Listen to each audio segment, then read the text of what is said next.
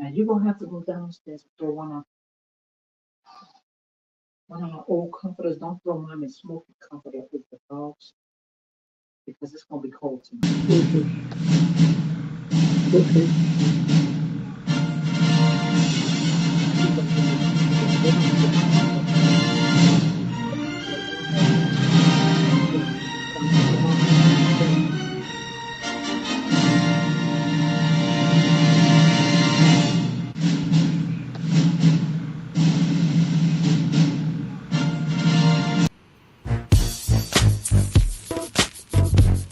Lady K, are you ready? I know she ready. Key, are you ready? Bayou Diva, let them know that you're ready. It's Thursday night, they at it again. You got it locked into the ladies then. It's Lady K, Kiki too, plus the Bayou Diva. You know how they do. From breaking news to favorite foods. It's popping in the city, hot topics too. Advice for your issues if you need to grab a tissue. Just wait till a break, they may say something that'll fit you. Amazing guests live on set. You can laugh to your heart's content. They appreciate the love cause it's truly a blessing. My name's Saga Boss and I approve this message.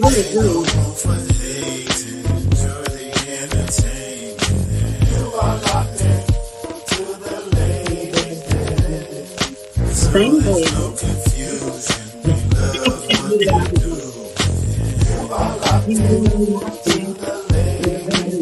The Ladies Den, Thursday nights, 7 to 9 p.m. Eastern Standard Time. Tell them Saga sent you.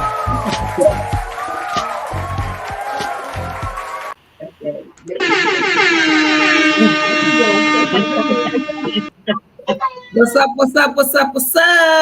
What's up? What's up? What's up, everybody? Welcome to the Ladies Den. Thank you to all my Den dwellers that are tuning in. Yeah, Man, we got a lot to talk about tonight. we do. So, first of all, as y'all know, every week we try to feature a different beverage, a different drink, Yeah. or whatever. Since we are virtual and are not in a brick and mortar right now, Right. we just drinking on what we feel like drinking on. You know what I'm saying? Right. So Right. tonight, anybody who knows me knows that this is my time of year.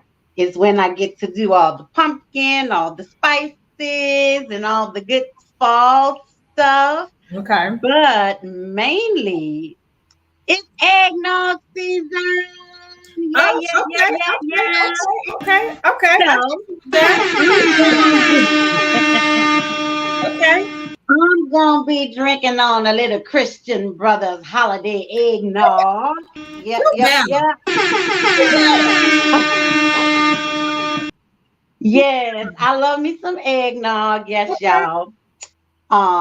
In New Orleans, if anybody's been to New Orleans or know anything about New Orleans, around this time of year, my hometown has what we call eggnog daiquiri. And it is Never heard of that. yes, it is to die for. It is so good.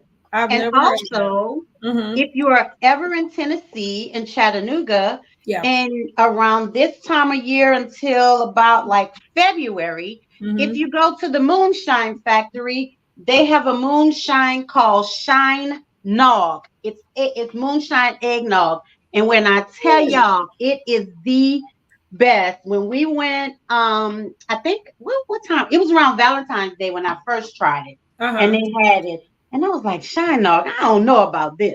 Uh-huh. Baby, when I tell you It was good. that eggnog is everything. But you can't drink that moonshine eggnog like you drink regular eggnog.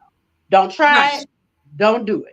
Well, Because because you'll be moonshine will put you on flat your face on anyway. your Right. face. Right. Right. You You will gotta be come flat on. on your face. But it is delicious. You gotta give us some new information. Yes. So again, if you're ever in Chattanooga, Tennessee, between October and February, Mhm. you go to the Moonshine Factory, you will find a moonshine called Shine Nog. Okay. The best, the best, the best. So, my girl, what you drinking on tonight? So I am moving around this week. I know. So I went down to the lobby, and they have a nice selection of stuff. They had wines, they had seltzers, they had all kinds of little stuff. But this little bottle caught my eye. Let me make sure I can. It's the Prosecco. Oh, yes. And this is I tried that. It's very good. La Marca, I think I'm saying that right. Prosecco Rosé, Mm-hmm. wine. So, and it's, this is enough for, one person, one sitting, one glass. If I had a glass, this would probably fill that one glass. Yeah. Okay. So that is what I am going to be sipping on tonight if I figure out how to open it. Yeah. And so I don't think I've ever tried the Christian Brothers eggnog. I usually dang it. What's the one with the green label? Oh, that's me. I forgot. And I usually have I used to have someone that would make me some eggnog every year, but they're no longer around. So when I've never tried to make it. That is one thing I never tried my hand at. But man, this person used to make some eggnog. All I had to do was add my little brandy, But since they're not around, now I'm going to be buying it in the bottle. I started buying it in a bottle. This guy I used to deal with, he used to have a liquor store, and that was the first time I tried it already mixed in a bottle like that. It wasn't Christian Brothers; it was a different brand, but it was pretty good. So that's a good idea. Don't get the cheap brand. Oh, you can't. You can't get the cheap brand. Now this little bottle. Well, it's not little. It's it ain't little. Oh, it's got 10% alcohol, 20 proof. I can't open my bottle. It doesn't even say what it is. So I don't even know. But this bottle right here, y'all, it was $20. And you probably, let me see. I only have my glass isn't even filled up. So I see you getting like 2.5 glasses out of this if you got a nice size glass. But wait, let me try it because I never might not be drinking nothing. Yeah. Still trying. Okay, so listen. Everything, try to open this thing. Listen. I like this one. V, do you remember the name of the eggnog? Remember the one with the green label? Have a pop. Ain't getting no pop. She don't remember, but this one I like better. This is my first time trying the Christian Brothers. I like this one better because even though it has the alcohol, you don't taste it. Now that one with the green label, I don't remember. Evan Williams, that's it. Oh yeah. I think that's the one I had. The Evan Williams one, you can really, really taste the alcohol in it. I'm going here with it. You're going there with it? Oh shit. Ooh. It didn't wait on your computer, did it? Yes, it did. Oh Lord Jesus. Lord Jesus. Bubbling up. Oh my God. All the way on it, but it went on it. But yeah, so guys, the Evan Williams is the one that I was talking about. I like it, but it's really, really really strong. Like you can really taste the alcohol in Evan Williams, but it's still pretty good. It's still good. But now that I've tried the Christian Brothers, I like it better. It's not as strong. You can taste the alcohol a little bit, but it's not really like strong. So I think I probably will be buying the Christian Brothers from now on because it's not that strong and it's really, really good. I love eggnog. When I get back to the house. This time of year, I can drink eggnog every day. And for me, there's nothing like having a hot glass of eggnog sitting by the fireplace when it's really, really cold. Yeah. It's so good. It is so good. So, ooh, you good, boo? You all cleaned up? I got it. You got it. Yeah. Lord It's have too much mercy. of We a don't mess. want to mess up the computers. That's too much money. That's too much Okay. money. Too much got time for money. Nobody got Yeah, time that's for too that. much money to replace. So my girl is drinking Prosecco tonight. I'm drinking on a Yes. little eggnog tonight. And tonight, Right, bro. we are going to talk about relationships, And red red. flags. Yes. How many does it take? And when do you finally start looking at toxic behavior and Yes. react differently? Man. Right? Yes. Okay, I'm inviting some people to the live, so y'all give me a second. Yes. And we might have some new folks to pop in. Okay, this evening. good. They all went to dinner, so I don't know if they'll be able to pop in. It's okay. It's okay. They can always go back and I always go back. look at it later.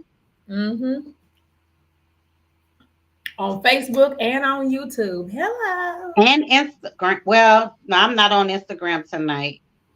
I didn't pull up the Instagram tonight, so it's fine. But Facebook and YouTube. Huh? Kiki says she's gonna try to join us. Okay.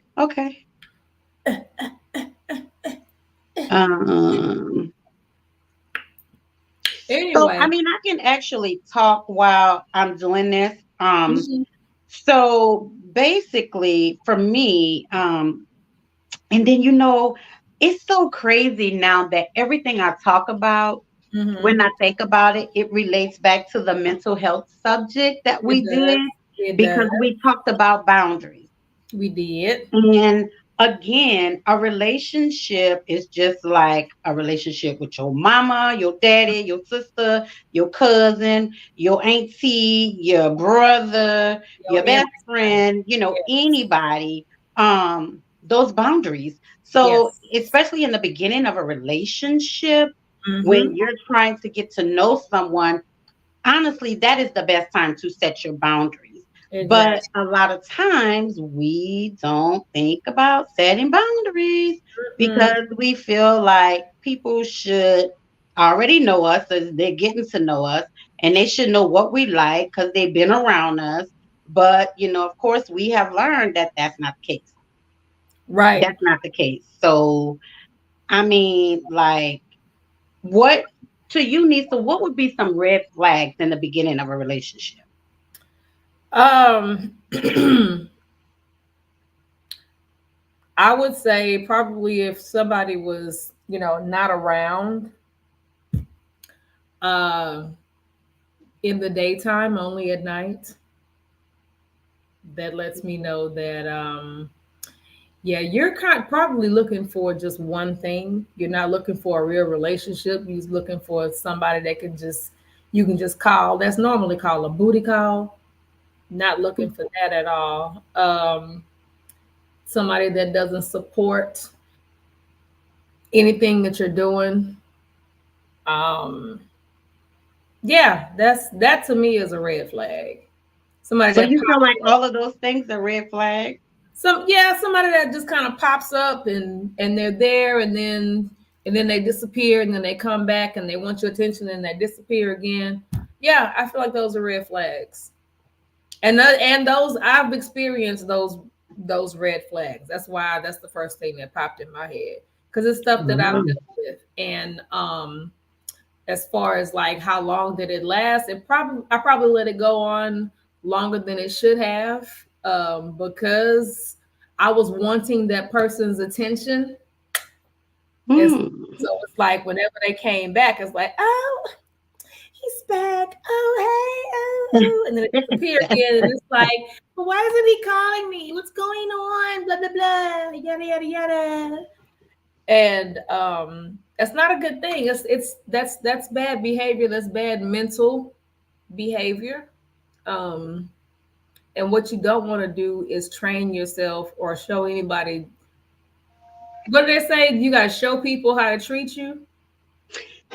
Yeah, we're going to talk about that a little later. Yeah. Yeah, you don't want to show somebody that it's okay. They don't have to give you any quality time. That's the term I'm looking for. You're looking for quality time. And that's what one of my colleagues this weekend, we were kind of having a conversation about, because she's dating, she's online dating, and she met this guy, and she's like, oh, she's all of his physical qualities is what she's looking for. She's in love with that.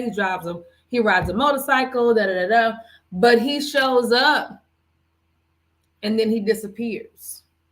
And then he shows up again, but then he disappears. And she's just like, I wish he would call me. I wish he would text me. And I'm like, that's not who you need. Like, that's not fair to you. That's a red flag. And we were laughing about it, but I told her, I said, I'm gonna talk about your situation this week on the podcast. So she already knows. But I was giving her some example. I was telling her that the stuff that we were talking about that she was experiencing. I've experienced that. And I was telling her, I was like, it feels good in the moment because being with that person is so exciting or whatever. But after a while, it gets old and you get tired of being with somebody that, they can depend on you, but you can't depend on them type scenario. Yeah. It's one-sided and it gets tired, it gets old. That ain't what you want. So I'm still I told her it's going to take her to just go all the way down the rock bottom with him before she'll realize that ain't, she needs to go and get out of that, leave him alone, block him. She won't block him. That's the thing. It's like, you need to block him. I didn't want to. I want him to call. It's like, you know what? It's going to take you to go down. Hey, Jessica, if you're still there. So tonight we're talking about relationships and red flags and, how many red flags does it take? And when did you finally start looking at toxic behaviors? Yes. So, okay, so what happens when you're into somebody, you guys have been talking, you guys have been dating, it's been a year, and you've had no red flag? None. Like, he was there at everything. He supported you at everything. He or she was there. They like your kids. They met your family. They slept at your house. They, even though they had their own house, they slept at your house. And there were no red flags. They made you seem like it was you and only you. Okay. Then after a year, all of a sudden, now here are some red flags. What do you do? Oh, after a year of consistency, good relationship behavior, I would probably, I don't even know. Let me think. Hold on. Let me think. Consistent behavior for a good year. Oh, so that would make you feel like you got a strong thing going, right? And then, but now here comes some red flags. Now you have excuses, right? Then I'd be like, well, he might just be busy, or what? But all of a sudden he busy. I don't even know. What would you do? I don't even know. I don't. Well, first of all, for me, I can say like it, and it depends on you and your mate and how they pay attention to you. Like for me, I can use me and V for an example. We've been together so long that if I change something, she's gonna notice. And the change, she's gonna notice what's going on, depending on what you're doing, right? She'll notice that something ain't right. You're doing something, or seeing somebody, or you're not feeling the same way about me anymore, she would notice something. Yeah. But that's because she pays attention. Right. So, I mean, for me, I wouldn't just like be like, okay, I don't want to deal with you no more. I Right. wouldn't automatically be like that, but you're going to have to start answering some questions. There you go. Because why all of a sudden Yeah. you're not available for me anymore? Right. So either it's, you've been with me a year and you decided that this relationship isn't for you, Mm-hmm. or you're cheating, Mm-hmm. or I mean, I don't see any other reason like why all of a sudden the change. Yeah. So for me, that would be a huge red flag. But I'm gonna say, like my mom and them used to say, like the old folks say, I'm gonna give you enough rope to hang yourself. To hang yourself. So Oh, I'm a big good. See, I'm a different breed. I'm Yeah. just different. yeah. And me and V talk about that all the time because certain situations she acts a certain way, and I'd be like, "Girl, what? No, I'm different." Because what I would do Mhm. is I would sit back. I'm calculating. I would sit back and I would let you. Okay, go ahead. Mm-hmm. Mhm. All right. Okay, baby. Mhm. Uh-huh. And I take notes. I'm like, okay, this third, yep, he came in at and oh, yep, okay. Mental notes, Yeah. because there's no way you're going to be with someone for a complete year. No. And then all of a All sudden, of now a here sudden. comes these red flags. I mean, they're coming at me like pellet gun. So for me, I would sit back. I'm taking notes. Yeah. I'm paying attention to what you're doing now. Yeah. I'm paying more attention to how you address me, how Mhm. you talk to me. Because one thing I do know, when I was in relationships and I was cheated on, Mhm. the way they spoke to you, it's totally different. It ain't the same no more. Right. Because see, they feel like, oh, if me and you break up, I got somebody. If Mhm. they're cheating, so they don't really care how they talk to you no more. They Mm-mm. don't really care how they handle you no more. Mhm. So you got to pay attention. And that's another thing. You have to be in tune with your mate.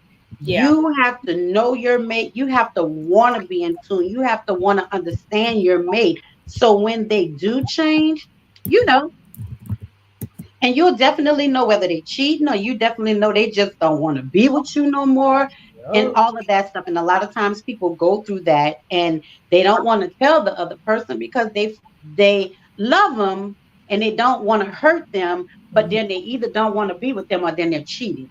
Yeah. So it's like I'm gonna calculate you. I'm making a note of this. You came in at 12 o'clock. You went jump straight in the shower. Okay, yeah. Uh-huh. Normally when you come in the door, you gonna hug me, you gonna kiss me, you gonna do all of that stuff. Right. All of a sudden, you ain't doing it. All of a sudden, you ain't doing that no more. And even if you didn't kiss me, you gonna hug me. Yeah. Like from day one, when V and I started dating, it was like, when we see each other, we gonna greet each other with a hug and a kiss. Period. Mm-hmm. Now, when that starts, what? Right. What? What you Where my doing? hug? Where my Where kiss? you going? Right. If they like, oh, okay, I'm gonna hug you when I come back. I just want to go jump in the shop. For what? For what? Well, let me get in with you. What we You doing? didn't hug me dirty before. Right. So why you feel like you don't want to hug me now All of a because you've been sudden. out in the street? So here's my question: who you been with that you can't hug me? That part. Really? And then it's crazy because you should know their friends by now. You should know where they go, what they do, who they're with. You should know that by now after a year. Now, granted, you probably ain't gonna meet all their friends within that year, but you are gonna meet the close people to them, Mm-hmm. because if they're excited about you, they want to share that. They want to share that with their friends. Right, right, right. So, They want to shut it off. and a lot of people see the red flags. They just don't want to, they don't want to see it, if that makes sense. Mm-mm. They see it, but they don't want to see Yeah. it, And as far as like, I don't know. So what would you consider toxic behavior? Okay, and I can kind of speak from experience on that as well. My personal experience with toxic behavior is just always for me. It was always arguing.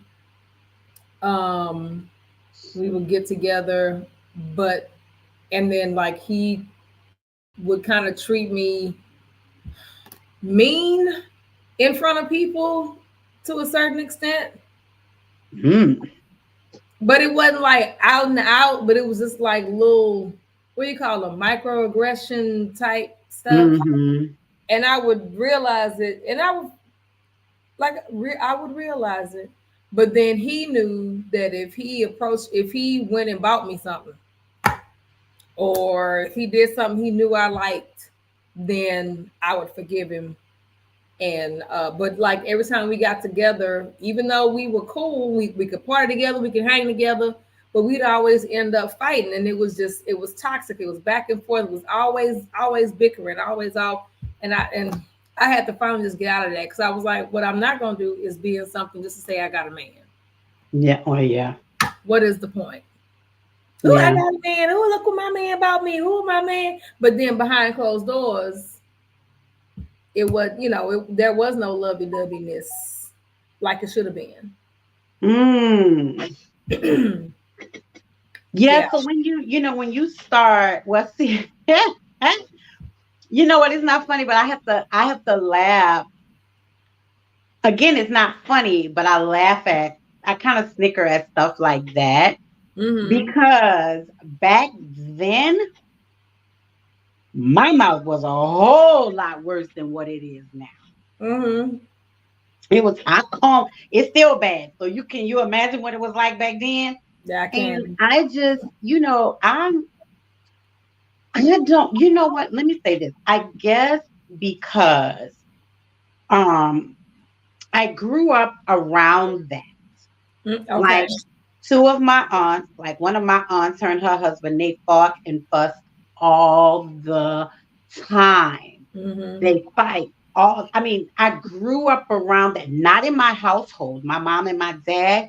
One thing I can say, God rest both of their souls, I have never heard my mom and my dad in an argument. Never, Mm. ever, Okay. never. They have never argued or said anything negative to each other in front of my sister and I, ever. So I don't know where I get it from, because well, maybe from the uncles and the aunties is where I get it from, because Right. my mom and my dad never ever fussed, argued in front of my sister and I. Okay. So I've seen it so much. I was around it so much. I was around the abuse. Um, that my aunts and then were getting physically abused and stuff like that. I grew up around that. So Mm-hmm. my whole mindset was, I wish a motherfucker would. Hey. Okay.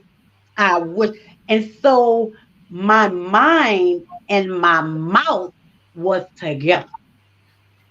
Hey, Kiki. Hey y'all. So In the building. Please excuse my my tardiness. mind and my mouth went together. Okay. So first of all, you ain't gonna talk to me crazy, because I back then I was like, nigga, I don't need you. You can get the fuck on, Well. because you will not. And I guess, like I said, it's because I saw it so much. It was so much around me, and I always had in my mind, y'all crazy, because I wish a motherfucker would hit me. I wish a nigga would. I wish you would. And I have stood in a nigga face and told him, bitch, I wish you would put your hands on me. See. And he was like, you crazy. Call it what you want, but I bet you Right. won't. I bet you won't. What's up, Angie? So, and for me, it was just so different than my friends Yeah. and the women that were around me. They took a lot of stuff from their mates and from their partners. And I probably was the only one. And my sister Mhm. too. She did too. I think I was the only one in my family that was like, bitch, I wish you would put your hands on me. I might be limping away from here. But guess what? You gonna know I You was gonna know there. I was there. Yeah. Yeah. You gonna know I was there. I just did because I saw it too much. And I'm like, nope, nope, nope. So See. I ain't really had an issue. I just See, I just ain't had and an issue. you saying that reminds me, I did grow up seeing there's a certain aunt that I was kind of raised with. She and my mom were sisters and friends. They always were together. Hmm. So I was always around that aunt in that house, and her husband fought 24/7. I mean, it was the fun house, but it at the end of the night, especially Absolutely. if he left and came back and he was drunk and she was mad, they were fighting. So when I got married, that was a part of me that there's half of me that knew that wasn't normal. There was the other half that was like, but that's what I saw. I saw that happening. So Yeah. I took a lot from my ex-husband, which by the time I got to the point to where I looked in the mirror and didn't recognize myself, not from physical bruises, but just psychologically, I'm like, Nisa, who are you? What are you doing? Yeah. This is not it. It was very toxic. And again, same thing with the go out in public, and we were the perfect couple. We was in church, baby. He was the pastor's armor bearer, and I was Oh, a choir, and you couldn't tell us, we couldn't tell we were not in love. But once we got home, it was a whole different story. Whole wow. different story. And so Well, it's like I'm trying to break myself out of being in toxic situations. It's like for some reason that's kind of like what I became accustomed to when I let myself be in it. But mm. and I'm trying to break even now, like I just recently had to separate myself from somebody because it's like I deserve more, dude. Like we're not gonna do this. Girl, just call me. I'll be there. I You kick know his what? ass. I ain't playing. But but anybody that's just joining us, we're talking about relationships Mm-hmm. and red flags. And how many red flags does it take for you to say, nope, I'm not doing that? And then when do you finally start looking at the toxic behaviors and react differently? So Right. that's what we're talking about right now. And Nisa was just Lady K was just telling, what she's been through and her red flags and her toxic. Being And transparent. if y'all came in when I was talking, like I said, I've been around it so much till I was just that girl. And don't get me wrong, when I stood up to them niggas in their face, I was scared as shit, but they didn't know it. Right. They didn't know it because 9 times out of 10, the average woman can't beat a Hey, man look here. unless you grab a bat or something and you catch them off guard. Men are just automatically stronger than women, unless you're a woman that's out there lifting weights and working out. I True. wasn't doing that, but I was not gonna let you talk to me no any kind of way. That's just not happening. Hey, Roxy. Just say, let me find her. Not no more. Not no more, Roxy. Not no So, more. so Roxy, we're talking about relationships and red flags, and how many red flags does it take for you to realize that this ain't for you, and what do you do when you start seeing the toxic behavior? So I just, what about you, Kiki? What about you, baby? Let me tell you. Woo. Hey, D. Yeah, the Sean know my mouth. She know again, I was around it so much as a kid Mm-hmm. that I put up those barriers and those walls in New Orleans when I was dating guys. And even when I started dating women, It was like, look, I don't know who you think you talking to, but you ain't about to talk to me fucked up, okay? Kind of. Yeah, I'm not her. I don't know what other girls you used to deal with, nigga, but I'm not her. I'm not Okay. one. And bitch, I'm not her. No. Whoever it was, the girl or the boy, whoever, no, you're not gonna talk to me crazy. And I guess for me, I didn't have to see a lot of red flags because I saw what my aunt and them went through. So the Right. first red flag, I'm gonna question you, and if I feel like you lying, I'm out. And now, if you want to argue, I'm gonna stand up to you. I don't care who you are. So it's different for Toxicity, me. toxicity comes in all different shapes, It forms, and does. fashions. It It does. does. Um, and it's not really all about the physical, like you were saying, Nisa. It's Mm-hmm. a lot of it can be mental. Oh Yeah. yeah. Um, and I've been there recently. Um, and Okay, you know, D. when you the flags were there. Mm-hmm. And I'm also one of those. I'm not Billy Badass. Never. I don't proclaim to be. I was raised by my dad, Mm-hmm. so for the most part, I know, what it, the respect level. I know what it's like to be, how it's you're supposed to be treated as a woman coming from a Right. man. Yes, Mm-hmm. it Uh, is, Roxy. and so when you care about a person or when you love a person, this you see these signs, and then you be like, it's one of those, whoa, Yeah. wait a minute. That, because like I say, when they're consistent, then everything is cool. Yeah. Hmm. And then things start happening, and then they start acting a certain type of way, and you like something what you're not used to, because in this situation, a lot of this shit, I'm not used. I wasn't used to it. You know what I'm saying? Mm-hmm. And me being the of age, it's like I haven't never had to deal with it. So first of all, it's a Hmm. shocker, you Yeah. Right. know. And you're like, okay, well, wait a minute, and then it's like, okay, well, Oh, nah. war now. Hmm. And so you start, you having you communicating with this person, and then Mm-hmm. she go to the left, and then Hmm. I was like, and my whole thing was, I was like, you know what, wait a minute. I don't have to deal with this again, Lisa.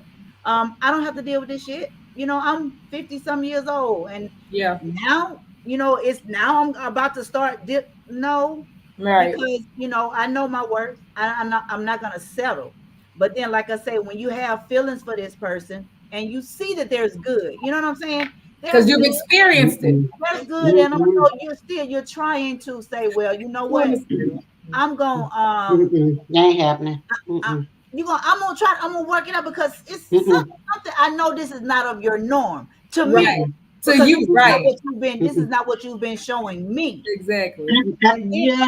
Oh, and uh-uh. then Mm-mm. so you give a person a benefit of the doubt. That's Yes. me.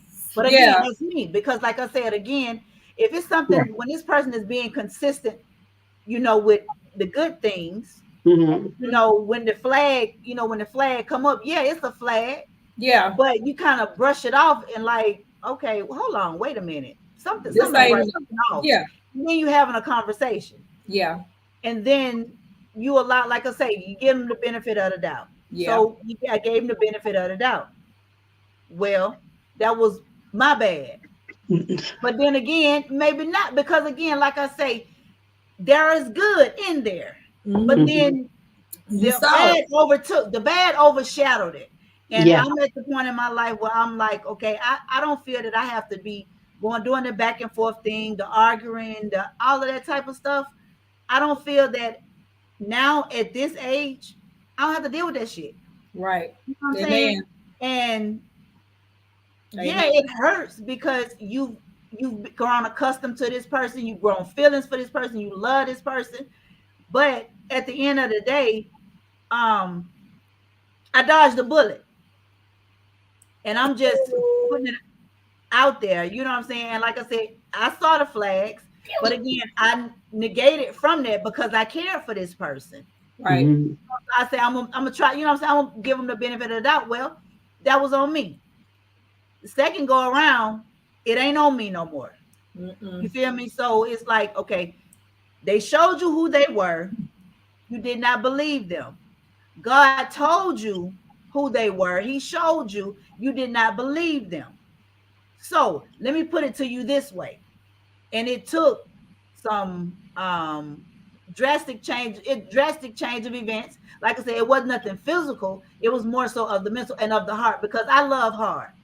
Mhm. Right. I'm gonna love you. I'm gonna give you, whether it's we're in a relationship, situationship, friendship, whatever. If we're together and I'm around you and I love you and I tell you I love you, then that's coming from here. So once you damage this thing right here, it's hard. It's hard for me to can't, it's broken. You Yeah. did some shit, you know what I'm saying? Yeah. So Yeah, like ain't absolutely. no get back in the beginning. Now, right now, you're unforgivable because of the things that happen. Now, what I have to forgive you because God says, you know what I'm saying? So, but Mhm. right now, no, I wouldn't piss on you if you was on fire. So and there's it's a learning experience. But like, yeah, the And it mental is. abuse, you thinking that something's wrong with you and it's not. Mm-hmm. It's the how do you say it? You trying to use reverse psychology. Yeah. The woe is me syndrome. Yeah. It's all of that. So all of that plays a part of it. And sometimes we will, if we care about a person, we will fall a little short. But Yeah. you have to be able to, like you said, you got to recognize them first. When you recognize them, prayerfully, it's not too late for you to throw in your towel and just get the hell on. In one piece. Get in, absolutely. Mentally So, in one piece. Yeah. Yeah. I mean, I understand. I do. I'm just a different breed. I don't know.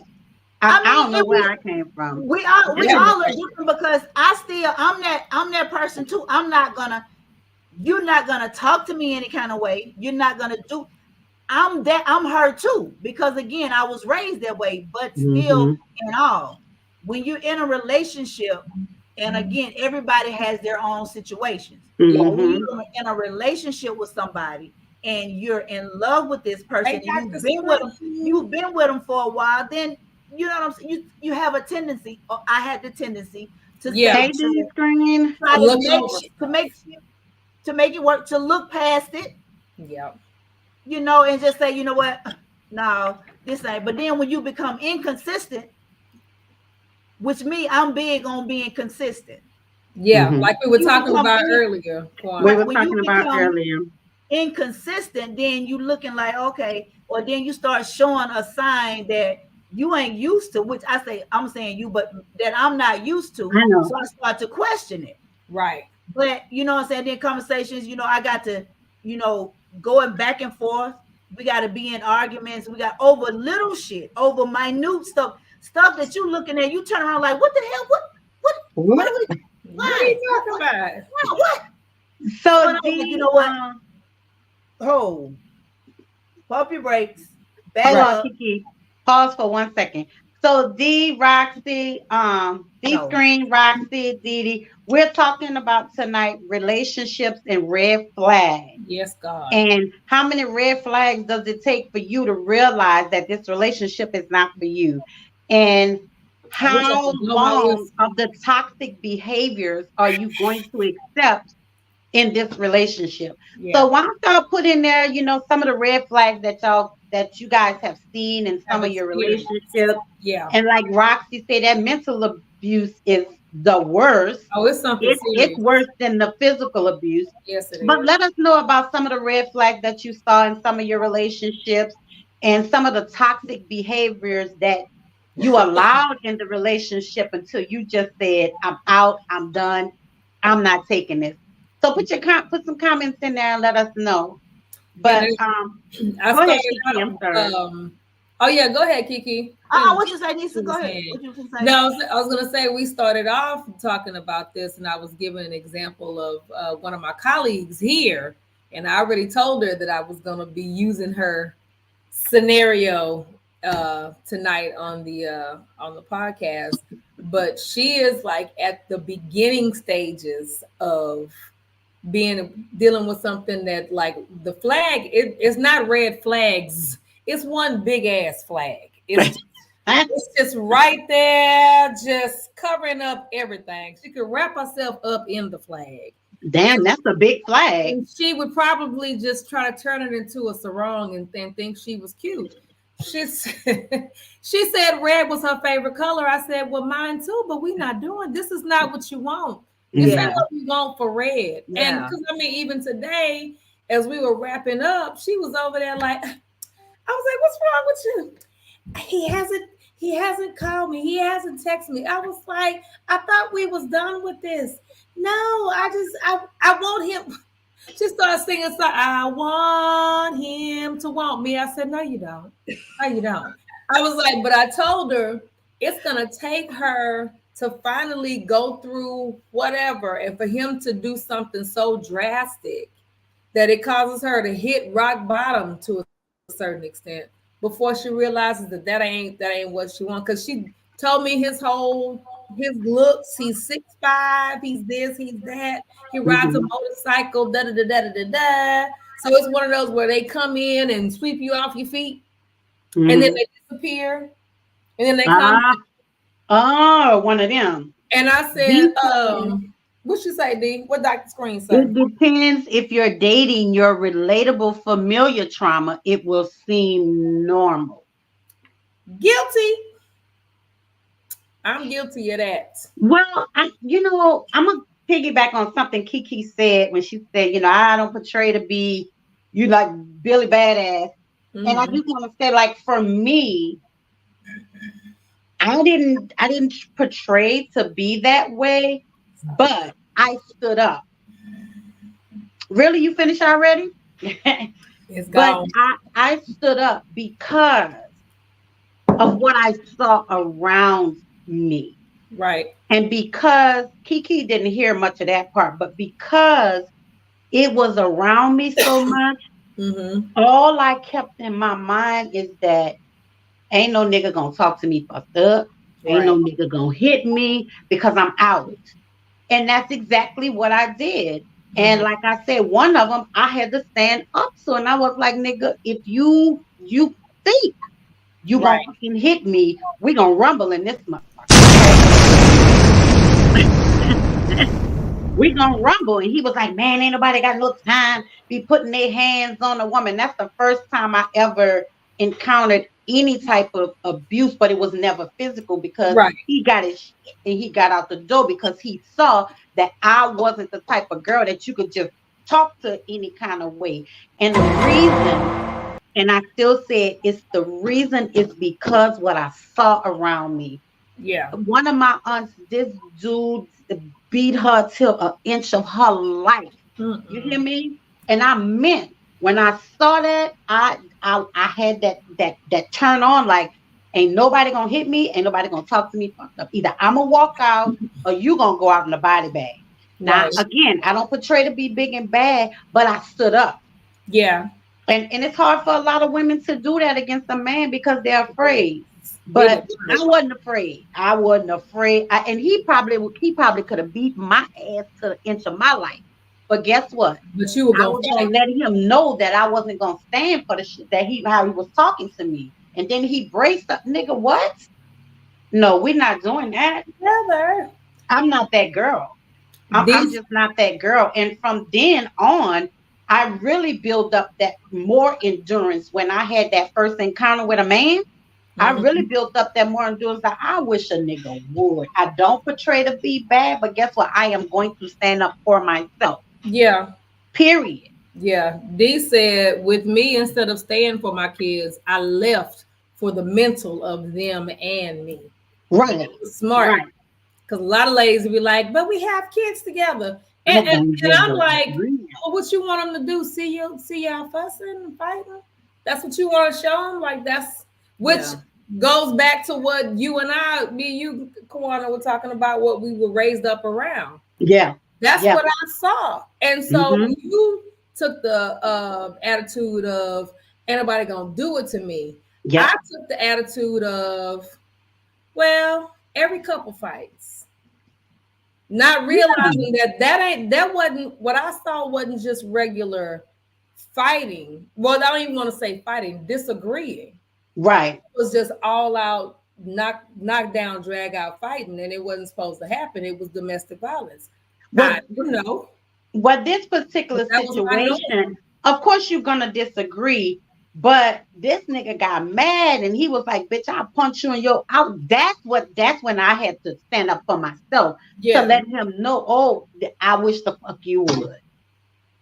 But of course, in other relationships, yeah, we disagree, and it wasn't like, oh, you gotta go. A little No. disagreement, yeah, because people are different. You're gonna disagree. Right. But when you can stand up in my face and tell me how you gonna hurt me, then I gotta stand up for myself, because when I've seen it happen to them, they allowed it and it did hurt them.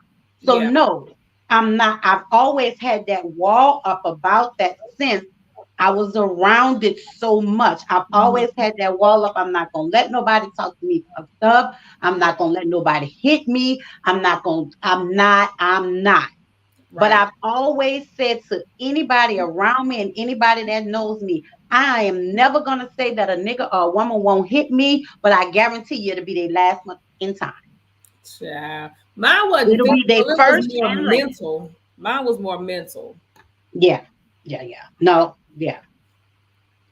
I'm not gonna say that nobody won't ever hit me, but when they do, I guarantee you it'll be their motherfucking last. Now I don't know if it's gonna be out in a body bag or it's just gonna be their last and I'm out. There you go.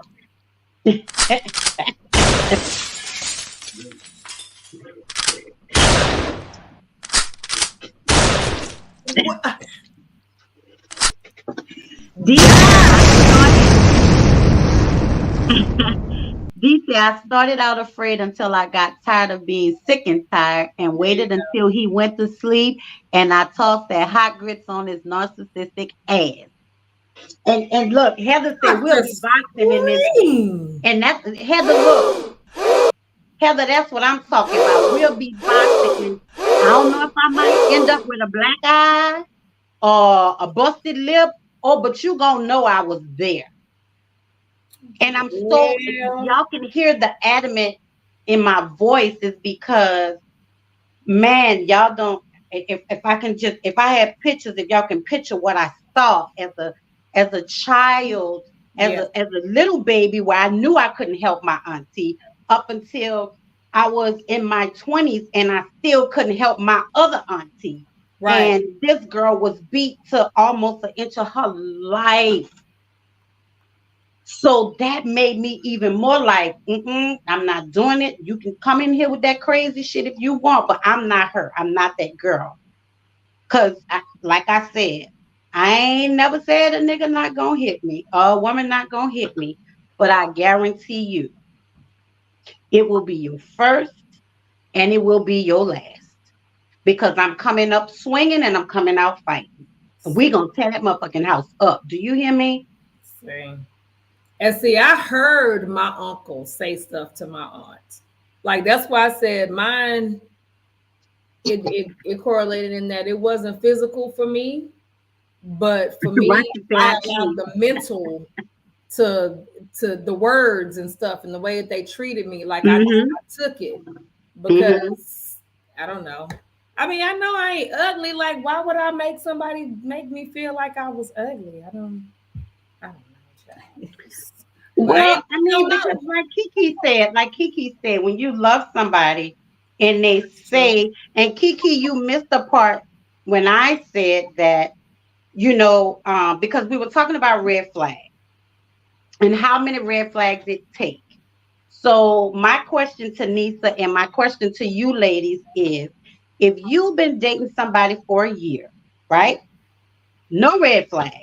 They supporting you. They there all the time. They at your house. You got the phone calls. You got the numbers. You done met the mama. You done met the kids. You done done everything. And you guys I'm not gonna say a perfect relationship because no relationship is perfect, but you didn't have no fight, no fussing, you didn't have to say where you been and none of that. But then after that year, bam, Mm-hmm. everything changed. So now you starting to get red flags. And what I said to Nisa then, Mm-hmm. okay, I'm taking notes. I'm gonna ask you, hey, you ain't, okay. Now, long as you ain't trying to talk to me, like you don't be asking me what, long as it ain't none of that, I'm taking notes. Because now we're a year in. So granted, I got feelings for you, but I'm still in my mind, this is for me, not nobody else. This is for me. In my mind, every time I get into like situations with people or someone I'm dating and arguments, my mind always go back to my two aunts. So now here I'm building up that wall again. So I'm like, okay, I'm taking note. All right. Mm-hmm. Okay. Okay. So you didn't come to my daughter recital today where you was. You're supposed to be here. Okay. All right. All right. I'm taking notes. And see, after a few times, then I'm like, hey, listen, something changed. You've been doing, and if you come at me, then I'll be like, you know what? I'm out. I'm done. Granted, yes, it's gonna hurt because I've been with you a year and I love you, but I'm not going to allow you Hey, to treat me Rhonda. any kind of way. I'm just not gonna do it. I'm just not gonna do it. I ain't gonna do it. So, that was the question after a year, and now the red flags are coming. Right. So, what do you do? How do you handle it? Do you accept the red flags, or do you start to realize that now this relationship is getting toxic? Because now here comes the arguments because you're questioning. You're questioning now, like, okay, you changed. You're not here no more. You ain't been here. I ain't heard from you. So thank you, ladies, for joining us. Tonight we're talking about relationships and red flags. How many red flags does it take for you to realize that something's going on? And how how do you handle toxic behavior when the behavior starts to change? So that's what we're talking about, and we were just talking about some of our our experiences ourselves. Okay, but Karana, like we said, I was just saying right before you came in. So I asked the question, if you were dating someone for a complete entire year, there was no problems. He or she was there, they supported you, they supported your kids. I mean, you guys had not the perfect, but you guys had a decent relationship. There was nothing. Then all of a sudden, after 1 year, now you're seeing red flags. What do? Of course you're going to question it, but once you start questioning the red flag, then the toxic behavior comes in. So, but So, what's considered? What would you Natasha. consider that red flag, though? You see what I'm saying? What's well, those red what's flags considered a would red flag? those red flags would be now you're not there. I mean, you're sleeping at the house, you're doing all of this, but the red flags are now you're not there. Yeah. Now, when I call you, you're not answering the phone. Right. Now, if I ask you to pick the kids up, you didn't pick the kids up.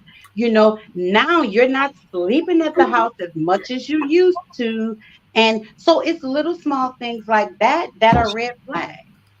So they went from being consistent to inconsistent. Inconsistent. Karana said Inconsistently it would consistent. depend on the wait. Right. She said it would depend on the violation. Which red flag do I see? And Dee said that was me, and in my young mind, I accepted it out of fearing man at time, and it got worse. And Karana said, "Oh, they switched up and possibly moved on." Yeah, Right. but how do you handle that? Or they Yeah. switched. How do you Or they handle switched that? up, and they were already doing. I mean, it was already what they were doing anyway. You see what Yeah. I'm saying? Because But how again, though?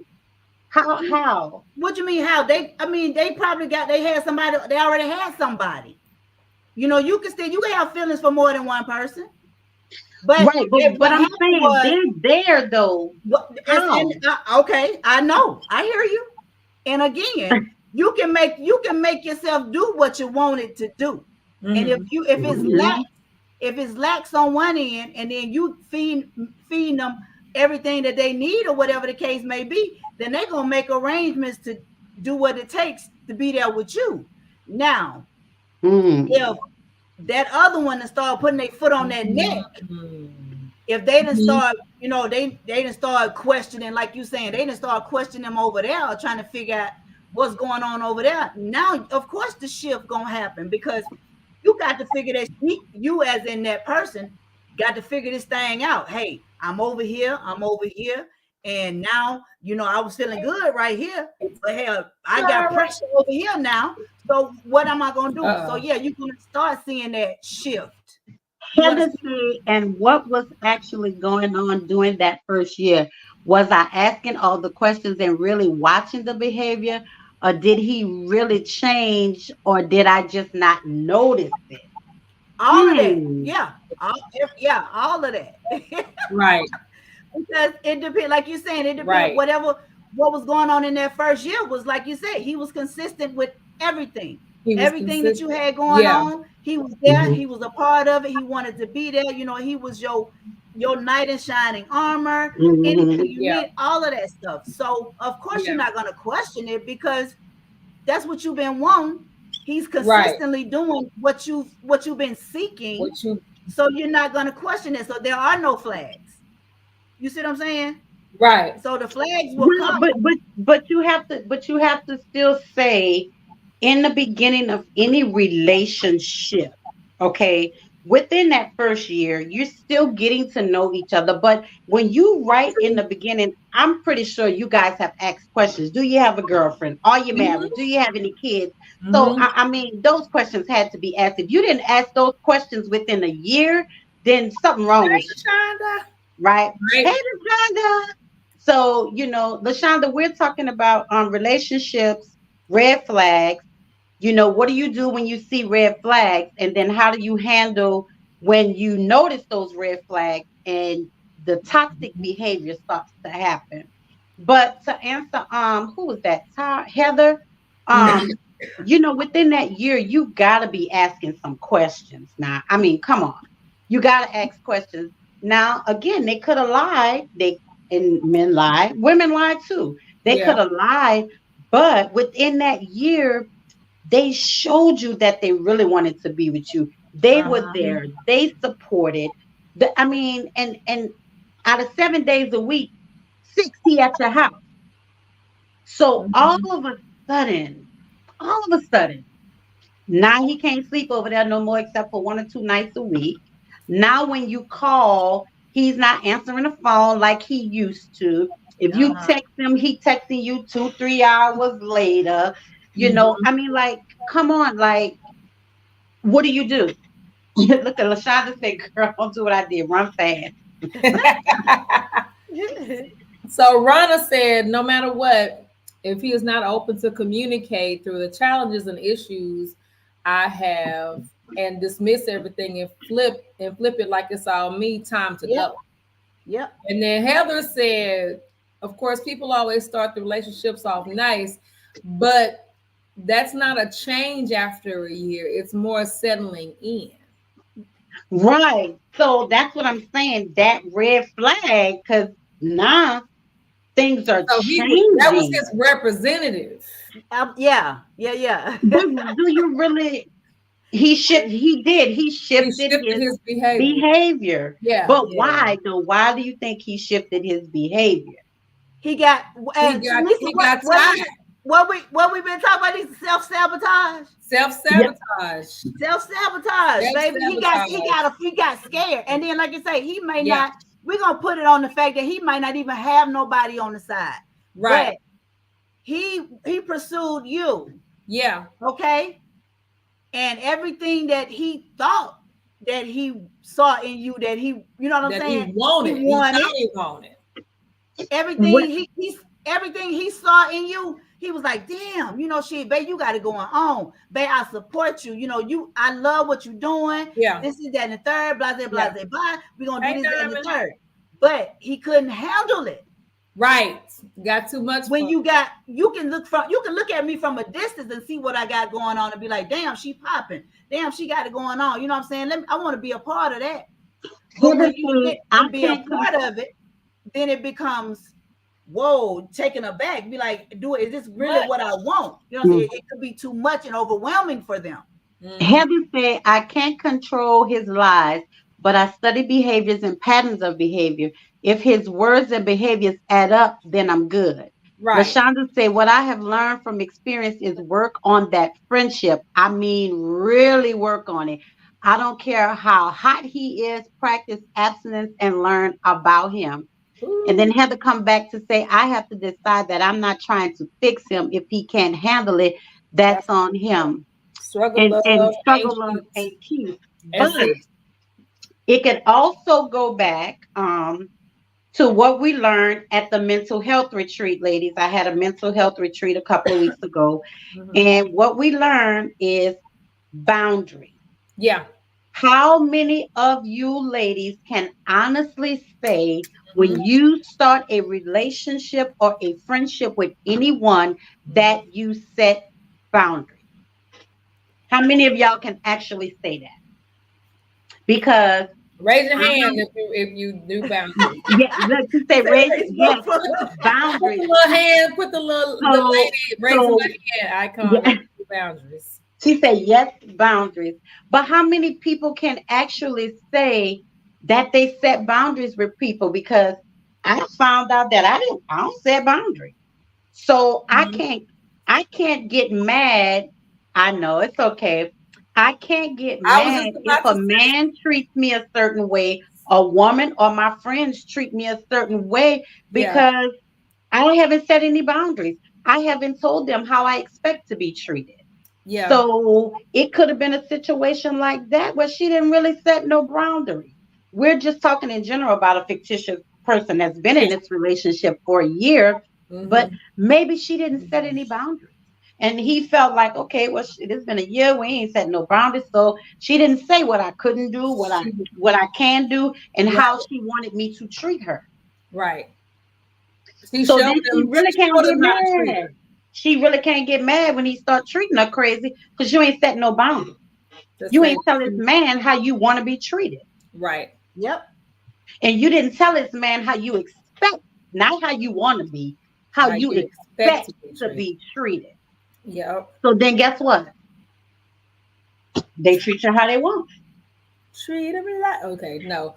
So and Heather, that's my girl. That's my home skillet from Texas. Your home skillet. So she and she knows who my ex-husband was. Matter of fact, she had another experience with him after that's a whole long story. But not her and him, but yeah, we saw him in another setting.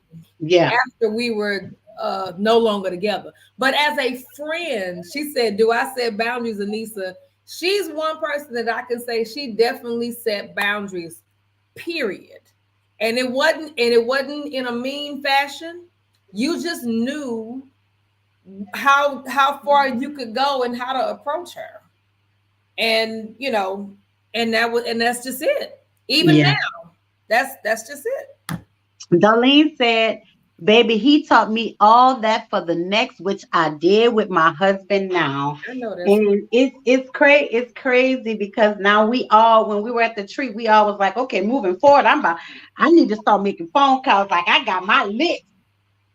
I honestly, I seriously made a list of people that when I talk to them, I'm gonna be like, you know what? I need to set some boundaries with you. So moving forward, right. This is how I expect to be treated. I don't care what we did 20 years ago, 10 years ago, 5 years ago, 2 years, 3 years, or 1 year. Now I have learned that I need to set boundaries, because if I don't, when you treat me a certain way, I can't get mad with you because you didn't tell me how to treat you. You didn't tell me what you expected from me. That part.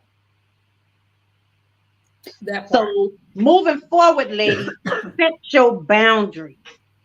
And that's not just with your husbands, your boyfriends, your girlfriends, your friends, your cousin, your niece, your uncle, your mama, your daddy, because y'all grown now. So it's Yeah. different boundaries now. And you have to set a boundary with everybody. Nobody is excused from setting a boundary with. Because then we don't have to worry about the red flags and the toxic behaviors and all that stuff. Because if you set a boundary, I think that those boundaries will calm a lot of that down. Mm-hmm. Especially family, LaShonda. Especially family. Especially family. Mm-hmm. Yep. Because they can be some of the worst. They can be. Karana said one problem is too many of us are unclear on what we actually want. Setting boundaries is like shooting in the dark. So you mean to tell me you don't know what you want? That's hey, point taken. She's absolutely Yeah. right. She's absolutely right. Like you say, if you don't know what you want, and that was it was spoken the other day when we was at the retreat. Yeah. If you don't know what you want, how can you expect for somebody to give you what you don't even know? Mm-hmm. Or what you think you Mm-hmm. want? If you ain't clear within yourself, how can you make it clear to somebody else?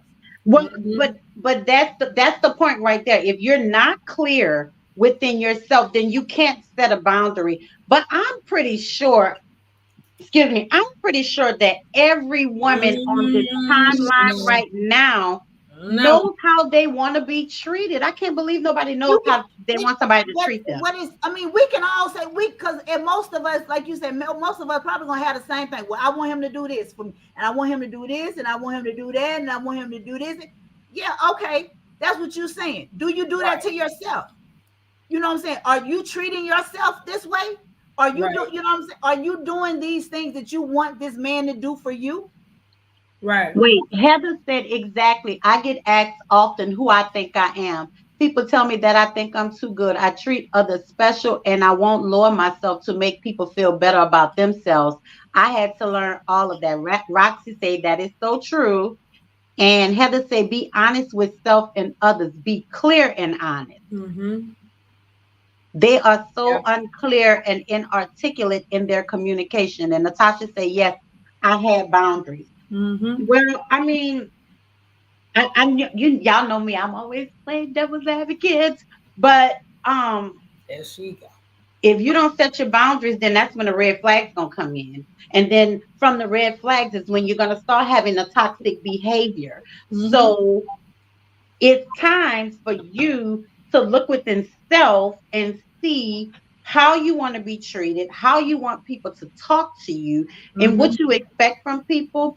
It's time for all these ladies, every last one of y'all on this line right now, to do that. So now, moving forward, you can set boundaries. That's right.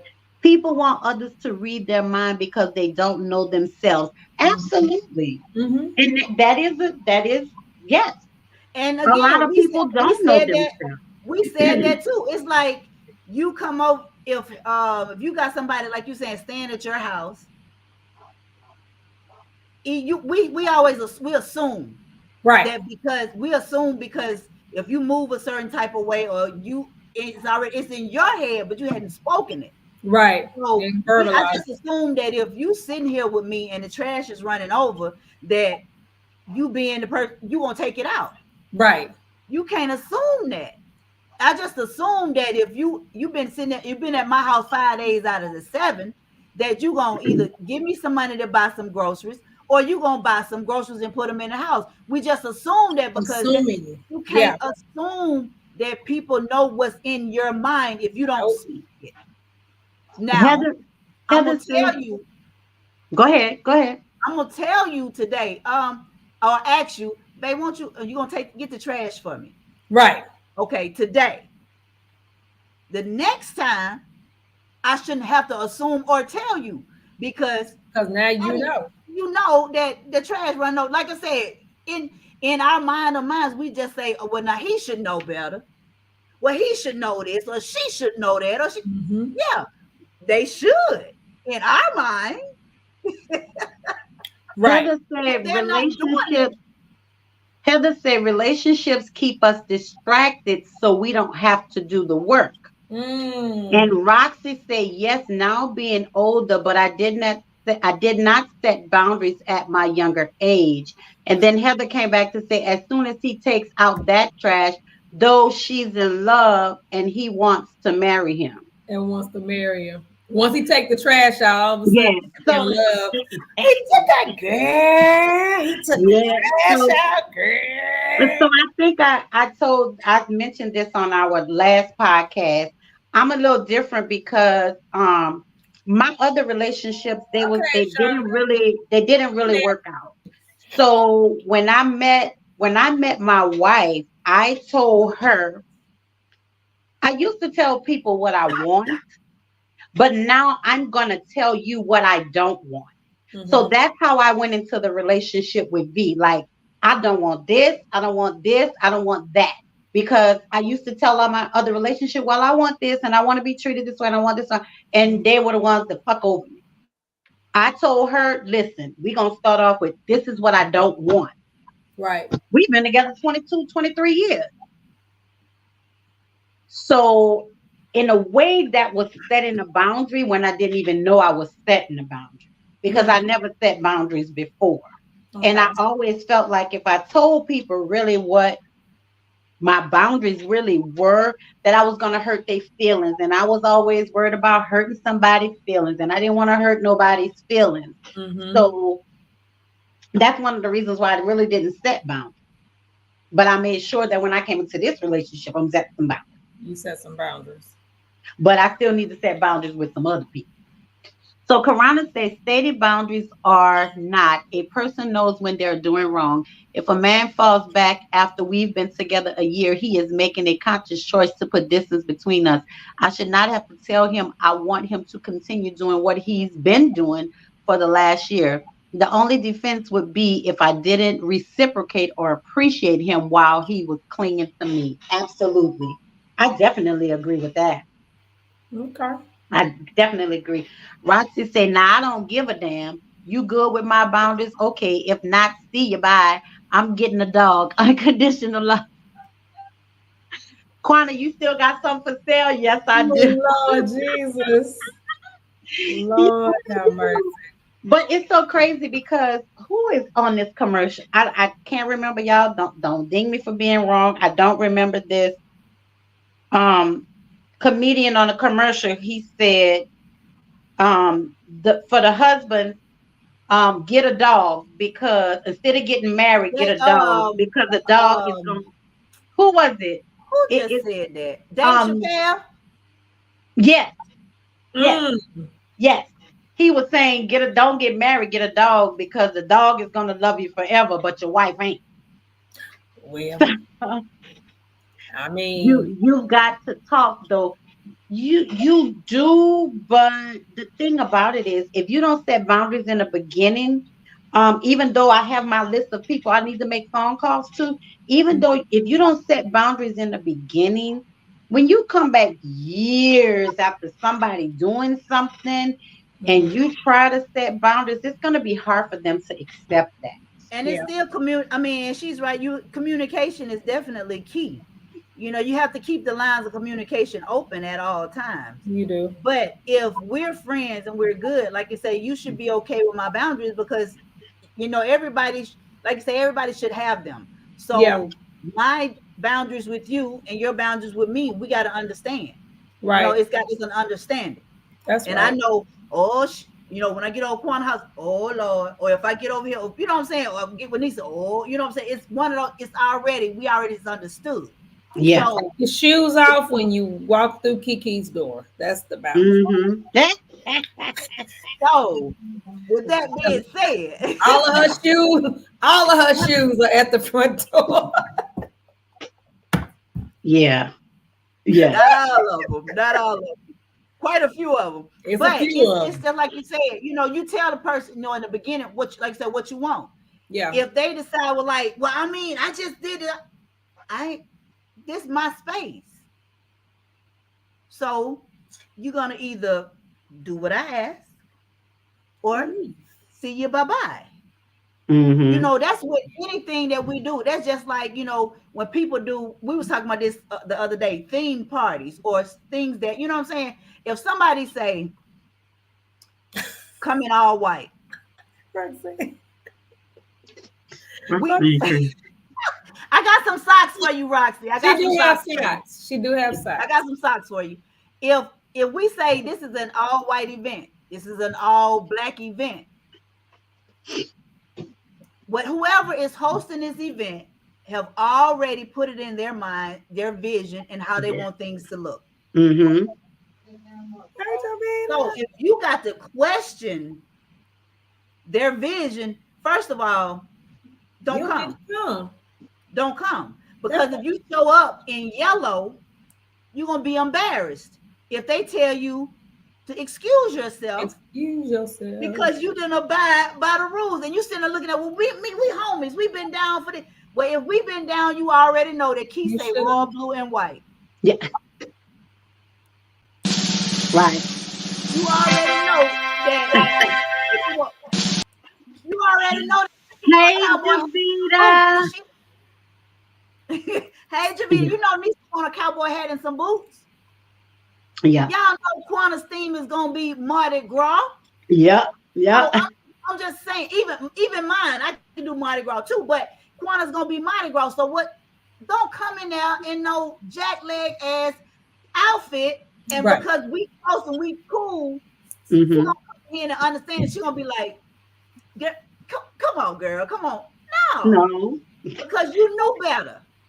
Right. Come on, girl, to this door. Because you leaving. So I told you, and I know all of us on this threesome right here, we're gonna tell you at least 2 to 3 months in advance. In advance, yeah. I'm a planner. So I'm always telling stuff. You're gonna know at least 3 months in advance what we require. Yep. So Javita, we're talking about relationships and red flags, and like how many red flags will it take for you to be like, okay, this relationship ain't for me? And then if you don't see the red flags right away, how long are you going to accept a toxic behavior before you say, oh, you know what? I'm done.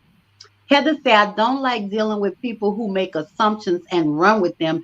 If I change and you don't know why, ask me. Y'all agree with that? It could be anything. You could be going through something personal and you just decide to shut down and back away. It don't necessarily mean you doing something wrong. For a friend, don't necessarily mean you don't want to be their friend no more.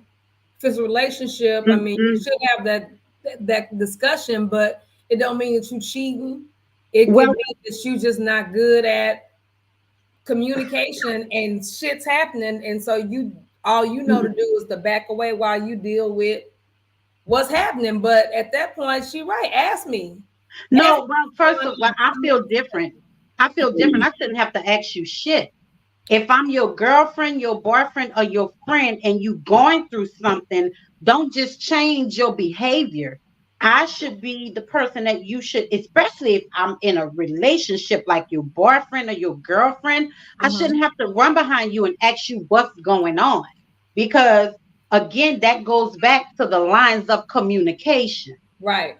So I'm not going to run behind you like, oh, what's wrong? What's going on? If you got something going on and you know it's affecting our relationship, it will affect our relationship. I shouldn't have to run behind you and ask you what the hell going on. Because that's what I'm not going to do. But you got to meet people where they are, though. Well, you don't have to say running behind the person. You got to meet them where they are. I shouldn't have to ask you. You don't have to run behind them. But again, they may not even, whatever it is, they may not even know. They have to acknowledge it first. Now, if they don't acknowledge it, then it's different. But you can't go off of you, because it's that if me, like you said, if y'all been doing this and then he starts to change, you're gonna notice it. And then so you're saying that you're not, because you're asking him, baby, what's going on, or what's wrong, or is something going on? You know what I'm saying? That's running behind him. No. That's not what I'm. No. Let me go back. No, and it's not all about me. And sometimes it is all about me. But this situation is not all about me. But what I'm saying is, if you start to change and I notice something wrong, oh, I'm gonna ask you. But if you don't want to tell me, that's what I mean. I'm not gonna keep running behind you because you know it's affecting our relationship. And you know what? I don't care what nobody say. People know what's wrong, or either you know something has bothered you. At that point, when you ask that person, that means you've acknowledged that something is wrong. And if they tell you nothing, that means they know that there's something wrong. So but I can pull it out you. So that's what I mean. I know, but that's what I'm saying though. So at that particular point in time, okay, well, you don't want to tell me. I'm not gonna ask you again. You see what I'm saying? At that point, but they have to bring it to the forefront to say, okay, you see the shift, you notice it, then bring it to them and let them know. And then say, okay, after you done told them, that means, well, damn. Either they're gonna say, well, you know what, babe, there is something going on, but hey, you know what? I don't want to talk about it right now. Give them the opportunity to say that and come back. Not so much. I just have that no tolerance. I just don't have the tolerance for it. Because I shouldn't have to pull that out you. That's just like right now. I've been with this woman. It could be trauma. It could be you don't know what it is though. But what I'm saying is for me, and this is just me. Absolutely. I can only speak for me. Absolutely. I've been with V 22 years, and I know when there's something wrong. Right. So I can go to her and say, "Babe, hey, I know something's going on. What's going on?" Yeah. Most of the time, I don't have to do that because she will come and say, "Babe, you know, so and so happened, you know, and that's why I'm feeling like But you know, it's communication. It's communication. No, but y'all have that rapport. That's y'all. No, but everybody ain't like that. I still don't agree with that though, because if something is wrong, I don't agree with that. Because if something is wrong and it's affecting your relationship, why not go to that person? And just like you say, Kiki, when you ask them, I shouldn't have to ask you. You can come to me and say, hey, listen, I'm dealing with a little situation. I don't want to talk about it right now, but I want you to know when I'm ready, I'll come to you. Nobody should have to run behind somebody who's going through something. You in a relationship with me. And again, that's just my feeling. That's just my feelings. Why can't you tell me, hey, something is going on, but you know, I really don't want to talk about it right now. Or I'm really still trying to get some information. It could be anything. They might have just found out they're adopted. They might have just found out something else. You know, I'm trying to get some more information. Once I get some information, I'll come talk to you. Don't leave me hanging like that. Right. Tell you something. Tell me something, because I'm your mate. I'm your partner. I care about you, and I worry about what's going on with you. But so for me to have to keep, what's wrong? What's wrong? What's going on? No, I mean, I'm not, and I'm not even saying that either. I'm just saying once it's acknowledged that it's noticeable. Hey, Tina, hold on, Kiki. Tina, we're talking about relationships and red flags, and how many red flags do it take for you to say, okay, well, this ain't it, this not the relationship for me? Or if you're accepting the red flag and toxic behavior starts, how long are you going to tolerate that toxic behavior? But let me see. So Karana says, once they initially deny a problem, that's the time to clearly state how it's affecting you. After that, there's no ambiguity. And Javita said, I get really quiet. I think people have to respect others' space. Heather said, wouldn't want her to pull it out of you. If you're going through something, you might not notice that the relationship is suffering.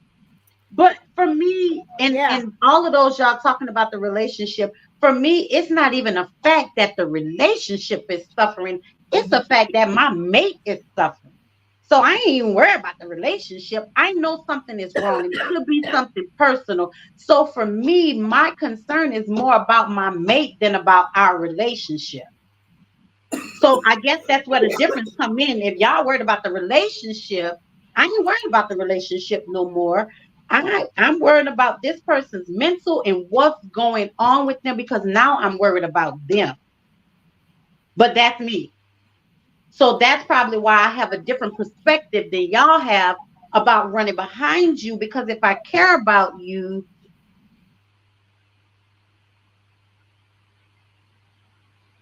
well, I never said if the relationship was suffering. I said if something has changed. We were talking about changes. We wasn't talking about the relationship suffering. So that's a different scenario. We were talking about the changes, that what they were changing, some of the things that they were doing. They wasn't calling. We were talking about the changes in the behavior. I didn't say the relationship was suffering. So for me, again, it wasn't so much about the relationship. If you really care about that person and you see that something's going on, I'm more concerned about that person. And Javita said pushing too hard can cause other issues as well. So I'm not saying that I'm going to push. Mm-hmm. Y'all stop taking my words out of context. That's not what I said. I'm not going to push. I'm going to ask you. And if you don't want to talk to me, then I'm not going to keep running behind you to try to figure out what's going on. Mm-hmm. When you're ready to talk, you'll talk. Maybe I'll be here, maybe I won't. Wow. Okay. Because if something's going wrong and your behaviors have changed, I don't have to tell you that the relationship is going to suffer. You already know that. But I'm not saying that I'm going to just up and walk away. But talk to me. But again, it all starts with communication at the beginning of your relationship. It does. So if you don't have communication, then you're going to have situations like this where something's happening, then your mate feel like they can't communicate with you. For me, it's all about communication. So if those lines of communication are open from day one, your mate is going to feel like they can come to you and talk to you. And no, you don't have to push. You don't have to push. But again, communication. And if you know your mate, you already know once you ask them and they don't want to talk about it, then if you know your mate and you're communicating, then you already know I'm going to give them their space and I'm going to give them their time. But if you don't have those lines open, and then, you know, you asking them and you talking to them and you just like, what? Why? I'm not going to run behind you. And again, that's my feeling. That's not everybody else's. That's my feeling. Because who wants to be in a relationship with somebody if they're not communicating? Like, I don't understand that. Yeah, I don't. I can't understand that. Like, why are you in a relationship if you can't communicate with me? Like, I don't care what you're going through. Like, you can't communicate with me? Like, what? What are we doing? What are we doing? Z said, mommy and daddy issues are a big part of relationship issues.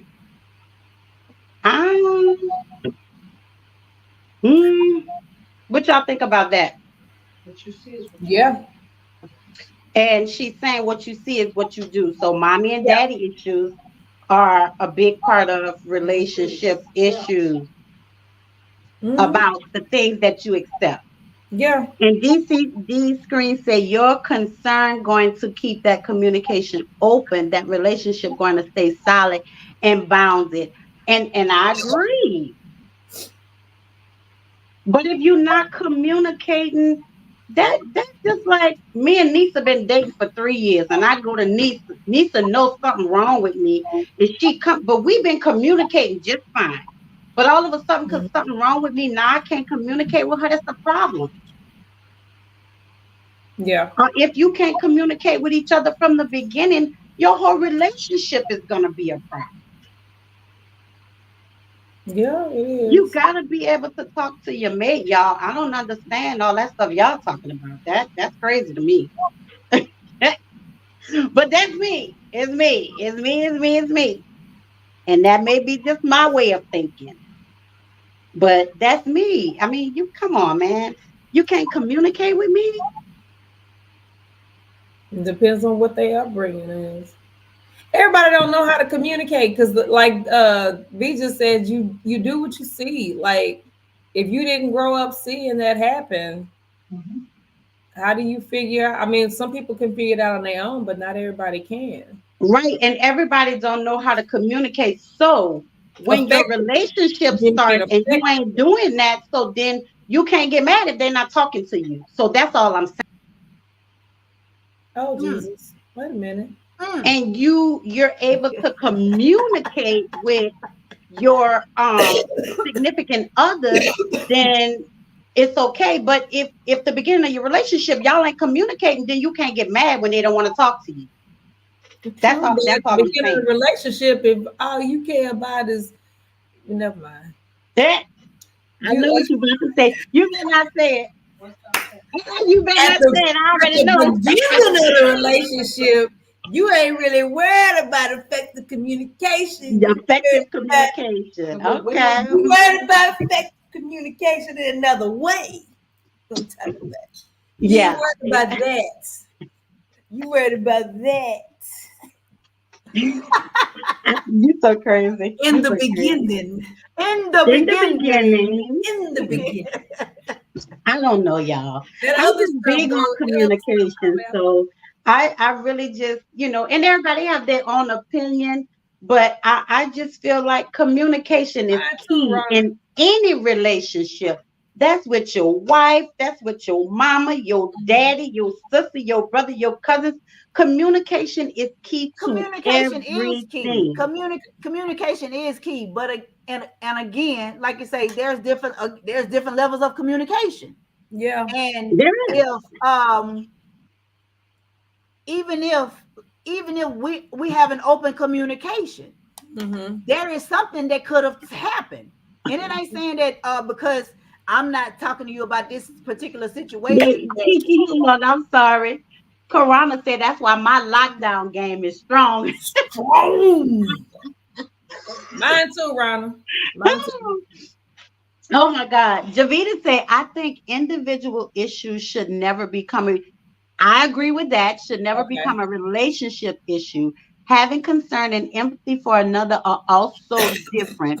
I make it very clear that I get quiet, ask to please respect that. When and if a time comes where my silence is too loud, I do make sure my partner is made aware that we are okay. I'm not to be pushed to talk at a moment just because that person thinks I should. And Heather said, teach our kids to read for understanding, make them right. Critical thinking, speaking, ask obvious questions to let them practice seeking answers and articulating them. Absolutely. Comprehension. Comprehension. Yep. Absolutely. Too Comprehension. many people are timid communicators. People won't always say what, I'm assuming she wanted to say What when something something is is. wrong. Say what you mean and mean what you say. Okay, listen, y'all. Yeah. I'm not saying that you have to push people to talk, but just a simple communication. Again, if me and Nisa dating and something is wrong and she knows something is wrong, if she comes to me, it's not pushing me to talk, but I can clearly communicate with her and say, hey, I do have something going on. I understood you, Rana. I do have something going on, but I don't want to talk about it right now.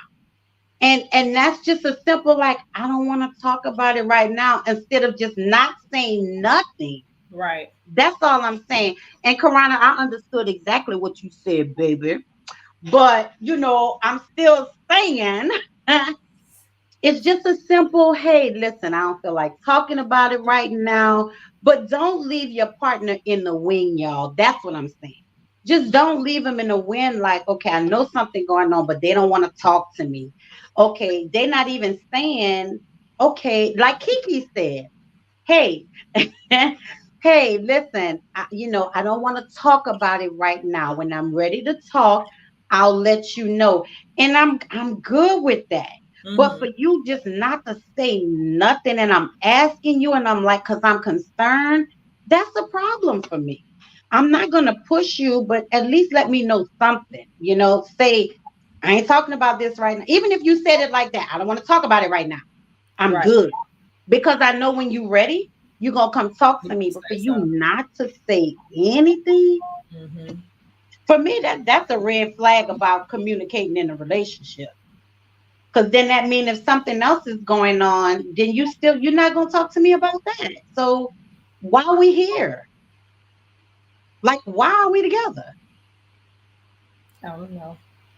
I don't know. I don't know. What we doing? I don't know. People won't always say they won't always say when something is wrong, but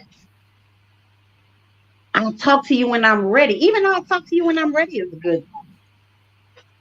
You saying something. Communicate. Right. Just communicate. That's it. Communicate. You're Say saying something. Stop, Karana. I just want you to say something, baby. Say something. Bye, Heather. Right, Thanks for Heather, tuning in, boo. Thanks for your input. Interesting thank stuff. You. Good Yeah. night. That's not that friend right there. That's the one that if you don't want the real raw answer to a question, Don't ask. don't ask. That's me. Do Don't not ask ask. me. Don't If ask me. you ask her anything, she gonna give it to you. And at that point, she gonna be like, "Well, I asked." Yeah. And that's another thing. That's another thing. We have to understand that every opinions are just like them back door. Yeah. Everybody has one. Yeah. Mhm. One. So if you don't want the realness and the rawness, then don't ask. Don't ask. Because at this particular point in time, I feel that you're coming to me because you're wanting my opinion. Yeah. Not Yeah. that you're going to do it, My but you're right. asking for my opinion. So Right. respect my opinion. Now, Right. don't say, well, if I ask you this and you say, well, Kiki, you know you're supposed to be like, well, why you ain't got to say, you asked me. You asked Yeah. me. So if I ask you something, then that means I already know you. I'm coming to you Right. because I know For you a reason. one. And Yeah. I know you're going to give me straight no chaser. No, you're gonna give it to me. You're gonna Now give again, me whether I take it and take heed to it, then that's on me because, like I said, I asked. Now, if I don't want to hear it, you, baby. I'm telling you, I'm not gonna ask you if I don't want to hear it. I won't hear your answer. I'm just gonna tell you what's going on. But Right.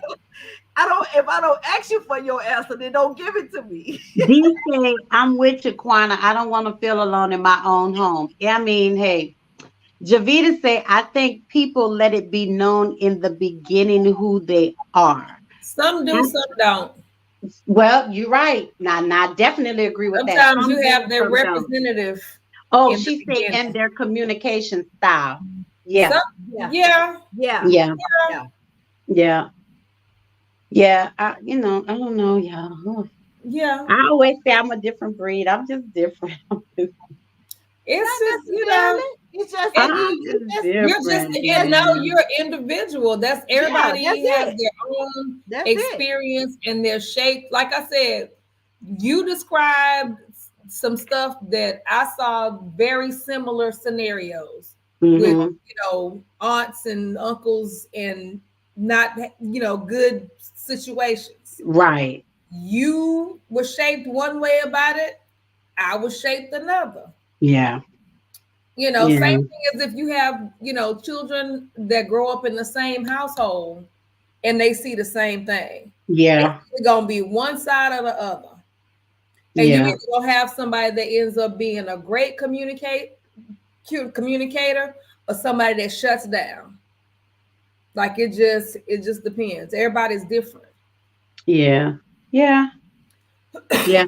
Javita say oftentimes we don't listen. Not to go with what Kiki was talking about when she, Nisa was saying that Heather was like straight up, straight, and Yeah, I'm straight like up, that, straight but I have friends too that I know who I'll go to and I want to talk. I said, listen, I don't need no opinions. I just need you to listen. Yeah. That's it. Or I'll say, girl, I need your opinion. What you think about this? And I'm definitely gonna go to those people who I know gonna be like, tell me. They're not gonna tell me what I want to hear. They're gonna tell me the truth. Tell me the truth. Right. Javita said then, now it's 3 years in and we expect something different. Nigga, I've been me. What the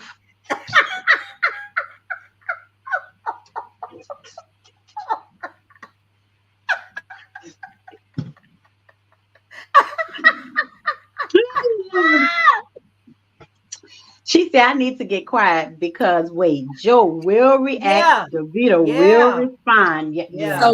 So Joe will react, but Jovita gonna get quiet. But Joe gonna respond. That's when Joe come out. Joe be like,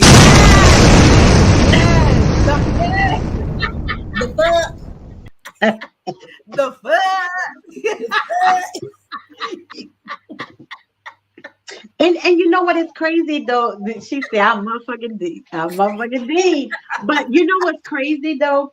I think we all have that person in us. Yeah. Because when you get fed up, okay, now it's like Javita said, nigga. And I think most of us would have looked the ones that's got to look crazy in them. Mm-hmm. Look crazy. Javita, most of us would. We have to get quiet. Yeah, I have to get quiet. We have to get quiet because this thing here is. And for me, once the words come out of my mouth, I can't take them back. Nobody can. Javita I'm just saying, I have to get quiet. Yeah, Javita said the streets raised me, love come later. Love came later. Yeah. Well, I don't know. Understood. I have to get quiet because if I say what I want to say at that particular moment in time, some feelings gonna get hurt. Some heads probably gonna roll. Some furniture probably gonna move. You know, not the furniture moving. I don't know about furniture moving with me. My joints don't work like that, but my mouth works. But now you don't know. Look, your joints gonna hurt after. Yeah, after the fact. The joints gonna hurt. They're gonna be like, God, I get that adrenaline. You already knew. Exactly. You already knew. That adrenaline. Corona said, I'm going straight for the jugular. Staying quiet is my peace offering. Take it while you can. And Javita said, so quiet is safe because like I said, the most of us, like that have been through things, that have seen things. You know, a lot of that shit has traumatized us. Yeah. to the point to where, okay. Right. Girl, you all right. You let me sit back. Good. Like I say, give me uno momento. Yeah. Where's my little give me them 5. Them 5 minutes. But see, it's so crazy because I really have changed a lot because back then when I was dating and I had a couple of mates like that get quiet. And I used to be that girl like, oh, so you ain't got nothing to say? I was that girl. Also, now you want to be quiet, but you had everything to say. That was me. That was me. So by the time it's ready to go down, they ready to get it going. I told you she didn't even know she had shut out. She didn't know, you didn't even know you had blacked out on us. I did. I just kept talking. Oh, okay. It went out. But I was that girl. So then by the time I kept in their face and also now you ain't got nothing to say. Also now you don't want to talk now. But you can talk to all them hoes. You can talk to, but now you ain't got nothing to say to me. So I was that girl. So by the time I finished doing that, they're ready to fuck me up. They're ready to fight. Because I asked you to stay out my face. I asked you, but I'm like, oh, but you ain't got nothing to say. But that's when I was younger. Now it's like, I'm like, okay. Right. I come a long way. Come a long way.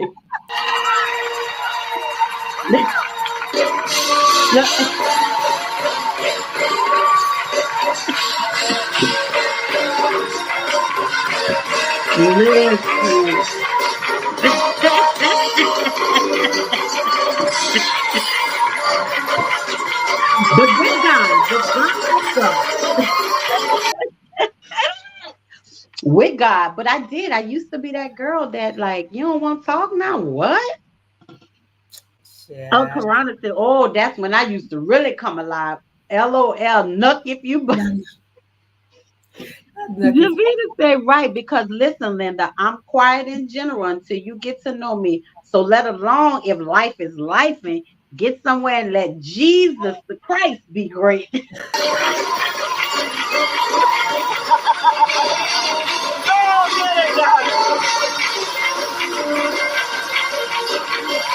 No. Yeah, but I mean, I had to learn. Thank God nobody ain't never knocked my ass out, but I had to learn to give people their space. Yeah. And my wife now today, she's like that. If we disagree and it's starting to get a little heated, she be quiet. Glory, look at Roxanne. Be quiet. She's real quiet. She get real quiet, and when she get too quiet, I be like, "Girl, you better go sit your ass down," cause So I've learned to let her be. I've learned to let her be. But when I was younger, man, sometimes saying nothing is the loudest thing that you can hear. And that's what Davida said. Her silence is loud. That silence is loud. It really is. Yeah. It really is. Yeah. But yeah. You said you have to give people their time, but again, communication. Look at Roxanne say glory. Yes, God. Yes, God. Hallelujah. Hallelujah. Hallelujah. Loud, baby. Absolutely. I just love y'all. Just love y'all. Just love y'all. Just love y'all. Thank y'all for tuning in, man. Yeah, and it's so good to just hear other people's experiences because everybody's experience is so different. And opinions. We get to, whether y'all know it or not, we get to learn a lot about y'all with some of y'all comments. We get to learn a lot about y'all from some of your comments, but keep talking, keep talking. We seeing who come from the land of Nuck if you buck. How you start out setting your communication cadence is how it will dictate the remainder of the relationship. Exactly. That's true. Exactly. That is exactly. True. It will. It will. And then again, like in the beginning, there's some people who are just not communicators. Again, is what they saw. Yeah. Is what mom and daddy did. It could be what brother and sister did. It don't necessarily have to be from the parents. It could be just within the household. Yeah. And especially if you have brothers and sisters and they didn't communicate, they didn't know how. So yeah. Okay. Yeah, because the household I was raised in, it wasn't too much communication. It wasn't too much, and the way that my can't think of the word I want to use right now, but the place where I was placed in the hierarchy of things, I mean, it wasn't too much I could say. I was allowed to say. I say it like that. So I had to kind of find my voice as I got older. And then on top of that, to see a lot of domestic violence situations with, relationships, and adultery. So it's like that kind of shaped me in like, I did want to be in a marriage, but I saw a lot of men that I knew and respected cheat. So then that made me wonder, okay, so what? So is that the right way? Is it okay? And then the whole not really having a voice growing up, like it's all of that kind of, which is why I was at the retreat. That's why I was at the retreat. Well, and it had a lot to do with it. And that's why I say with your aunts and uncles, because before all of you came on, when we first started the show, like I told Nisa, me and my sister, we never saw my mom and dad argue. And Right. granted, I know they had them, but out of the 40 something years they was married, we never saw them argue in front of us. They never talked to each other fucked up in front of us. So this attitude that I got it from my aunts and my uncles when I saw my aunts getting beat half to death, you know, and when I saw these men abusing them, that's where I built my thick skin from. But it wasn't from my private household with my mom and my sister. I only Right. have one sister. It's only the two of us. My mom and my dad never argued in front of us. I ain't never even saw my daddy roll his eyes or my mama roll her eyes at my daddy. I never saw that between my parents. I never saw that. So the stuff that I got from my mom's sisters and brothers. My mother was the oldest of 13 kids.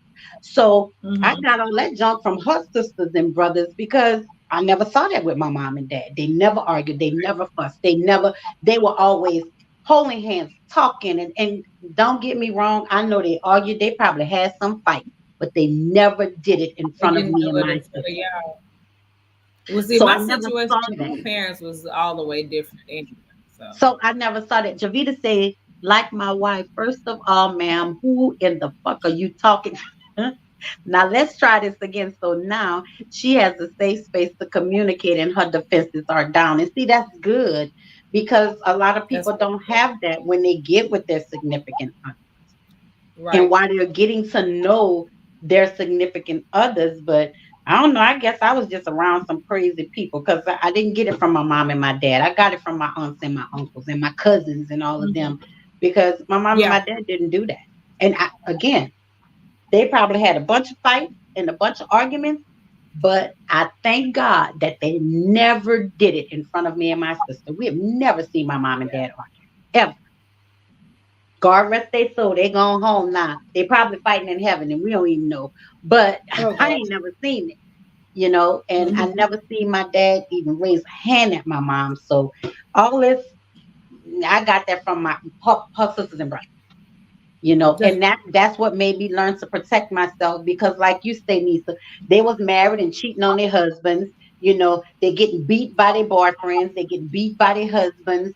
And, you know, all of this. So I vowed that I would never allow that in my life because I saw so much of it outside of my house with family members. And I put in my mind that I ain't going to never do it. I ain't going to never let, and I have not. Until this day. To this day. I have not. Karana said, my safe phrase is, I need a minute. And yes, Karana, we learned that at the mental health retreat. She said, I let men know my mouth can get real disrespectful if I'm pushed. That has been effective for giving me space to cool down. Yeah, but that goes to say that you have set boundaries in the beginning. A lot of us didn't do that. We didn't set no boundaries. We didn't know. I mean, we knew what boundaries were. Be there. But when you're younger, when you're in your 20s and your early 20s, you ain't think about setting no boundaries with nobody. You just want to hang out with your friends, go to the club and drink and, you know, mess around with the boys and date. You ain't thinking about no boundaries. And when you get older and you get into these relationships, you ain't thinking about it because you never did it before. Right. And it's good that you set boundaries. And a lot of us need to start setting them. And sometimes people set boundaries, but you allow that other person to move in and to tweak them and to maneuver around them because you like you said, out of fear of losing the person, then you'll you'll shift your boundary or you'll get rid of it, or, you know what I'm saying, because you'll let them in, you'll open it up, and it's like see, I knew I should have, you know what I'm saying, after they done got in there, they done wiggled their way in there, and now it's like, but I did set the boundary, but you ain't make them follow it. You let your wall down and you didn't stick to it because you felt that this person was relevant enough, you know what I'm saying, not to have it. Roxy say that retreat gave me, like, Roxy, you know what? And again, I say it all the time.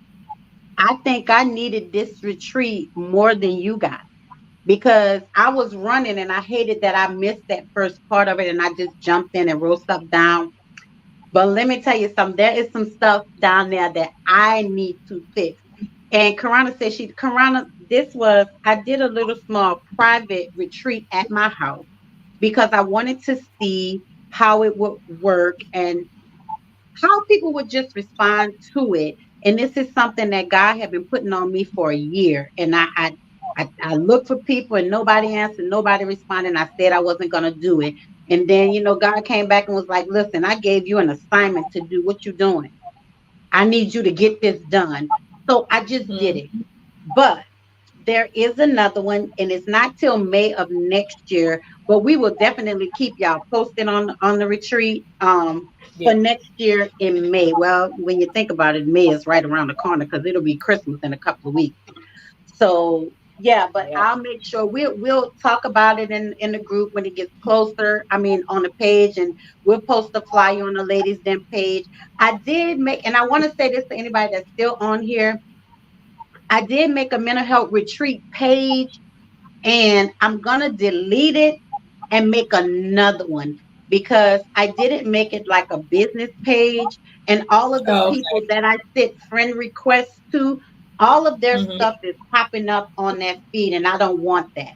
So tomorrow or tonight, later, whatever, I'm gonna delete the page. So if you guys get another it won't say a friend request this time. It's going to say a like to go and like the page. Yeah. So they told me I was on Facebook all day today trying to figure it out. So I have to delete it and start another page.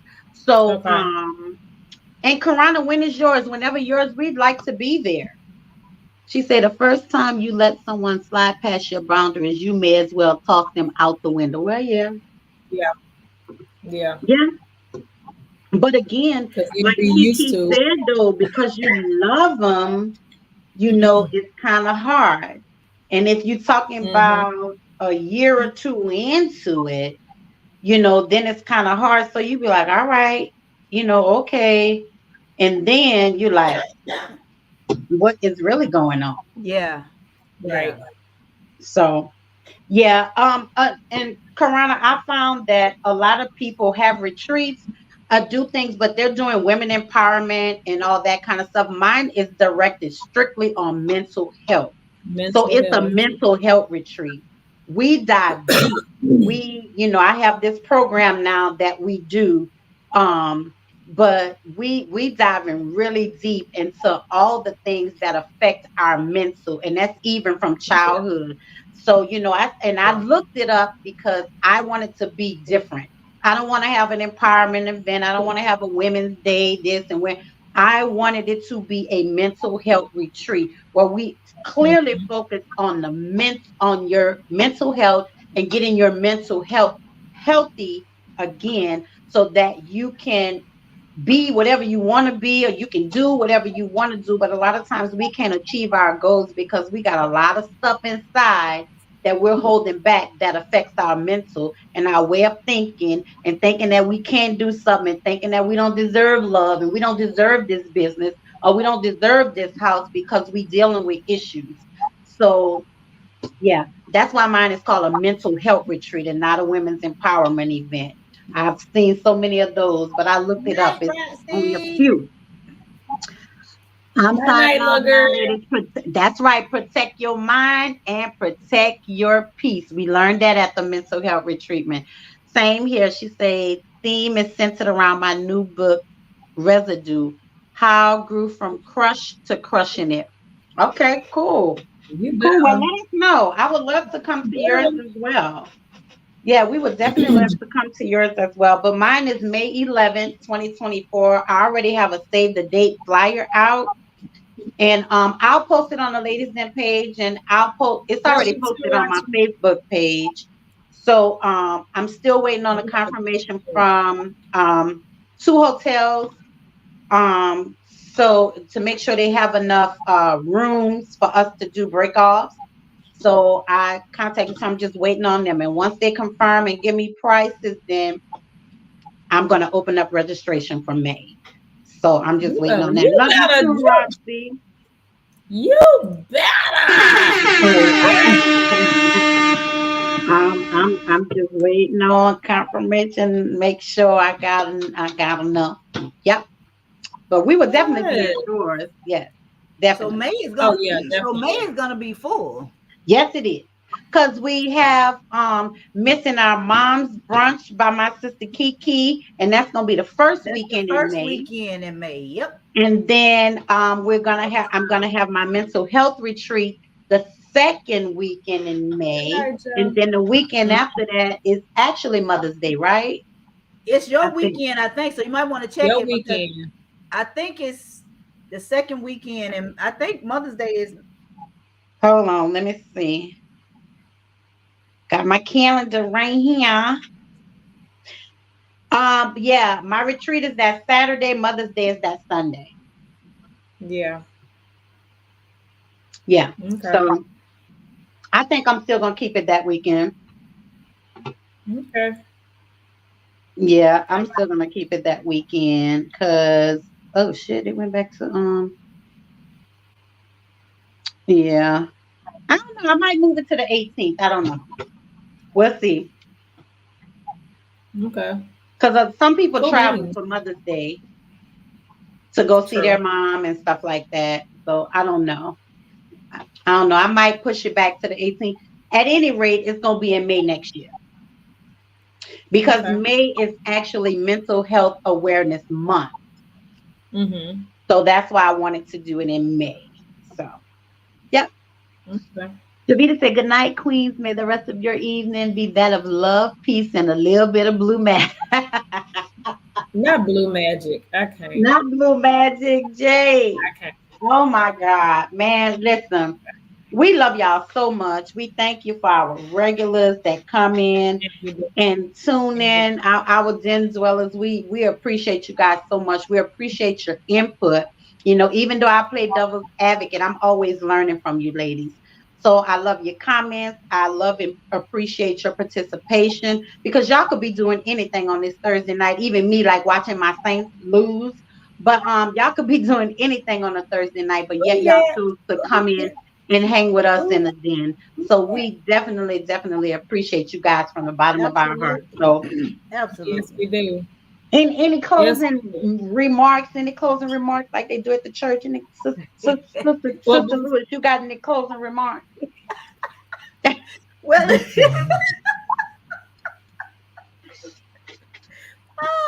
Sister Elliott, do you have any closing remarks, ma'am? I do. Okay. I'm gonna go and throw this up real quick. Coming up October 28th,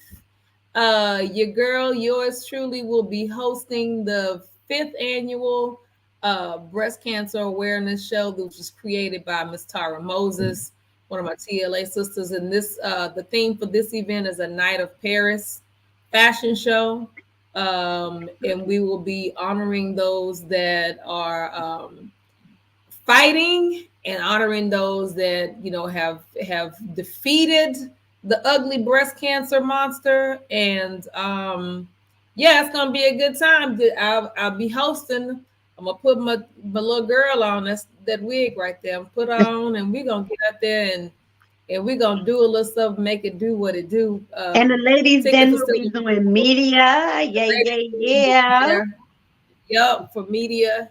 And I think tickets are still available. I'm gonna throw the link in the comments and go and grab your tickets and come on out and watch us. It's a fundraiser, so you get a great fashion show and you'll be able to contribute to an awesome cause. And also, do you have the adult prom flyer? I do indeed. So we have the 7th annual Ageless Adult Prom, the sneaker edition. This is on December the 9th, which is a Saturday. It starts at 7. We have tickets for those that, you know, are going to come. What is it? Stag, which I have the last couple of years. And then, of course, we have tickets for couples, which I actually have a date this year. So, hello. Anyway, It's I think it's what is it, 25 and up is what Yeah. Tina said. Yeah, 25 And gonna be hosted by our TLA sisters, Sister Brenda Dubone, and Mr. ATL's hottest himself, Mr. Brian K. Marshall. They're gonna make that thing work. So come on out, put your fancy clothes on, but put your sneakers on. Yeah. Yeah, put your Ladies, sneakers you ain't on. got to worry And about come the feet hurting. Let's see who gonna be best dressed, who gonna be best dancer, who gonna be what is it, best dressed single, best dressed couple. All kinds of prizes gonna be given out that night. So come and check us out. Tickets are still on sale for that as well. So that's all Me I and B got. gonna take that best couple home this year. Okay. Karana You said, say I have so. a date today. I don't know what December 9th will bring. So she said she have a date today. She don't know about December 9th. Today. That might change. Don't know about December 9th. It's okay. She said you could come stag. You come stag, you know. You'll be all right. We're still gonna party. Still gonna party. Still gonna party, most definitely. For real, for real. Sometime it's best not to bring sand to the beach. But you didn't hear that from me. Ooh. Ooh. 'Cause I like a little sand between my toes every now and then.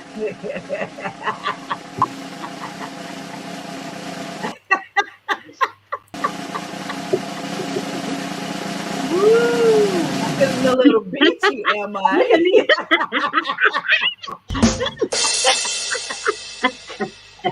Boom, boom.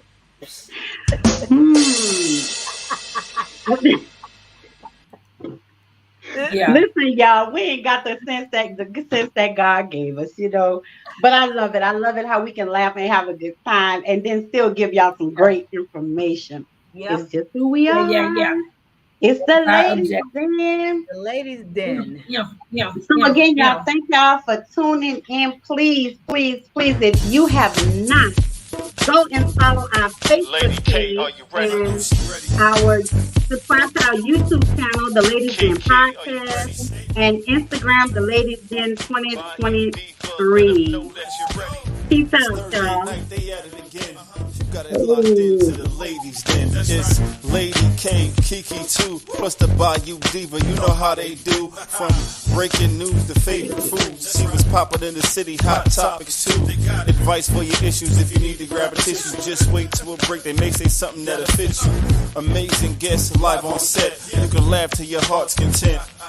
They appreciate the love cause it's truly a blessing. My name's Saga Boss and I approve this message. Ain't no room for hating. Enjoy the entertainment. You are locked in to the ladies' den.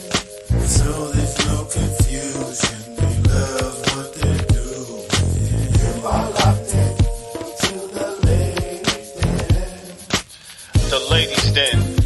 Thursday nights, 7 to 9 p.m. Eastern Standard Time. Tell them Saga sent you.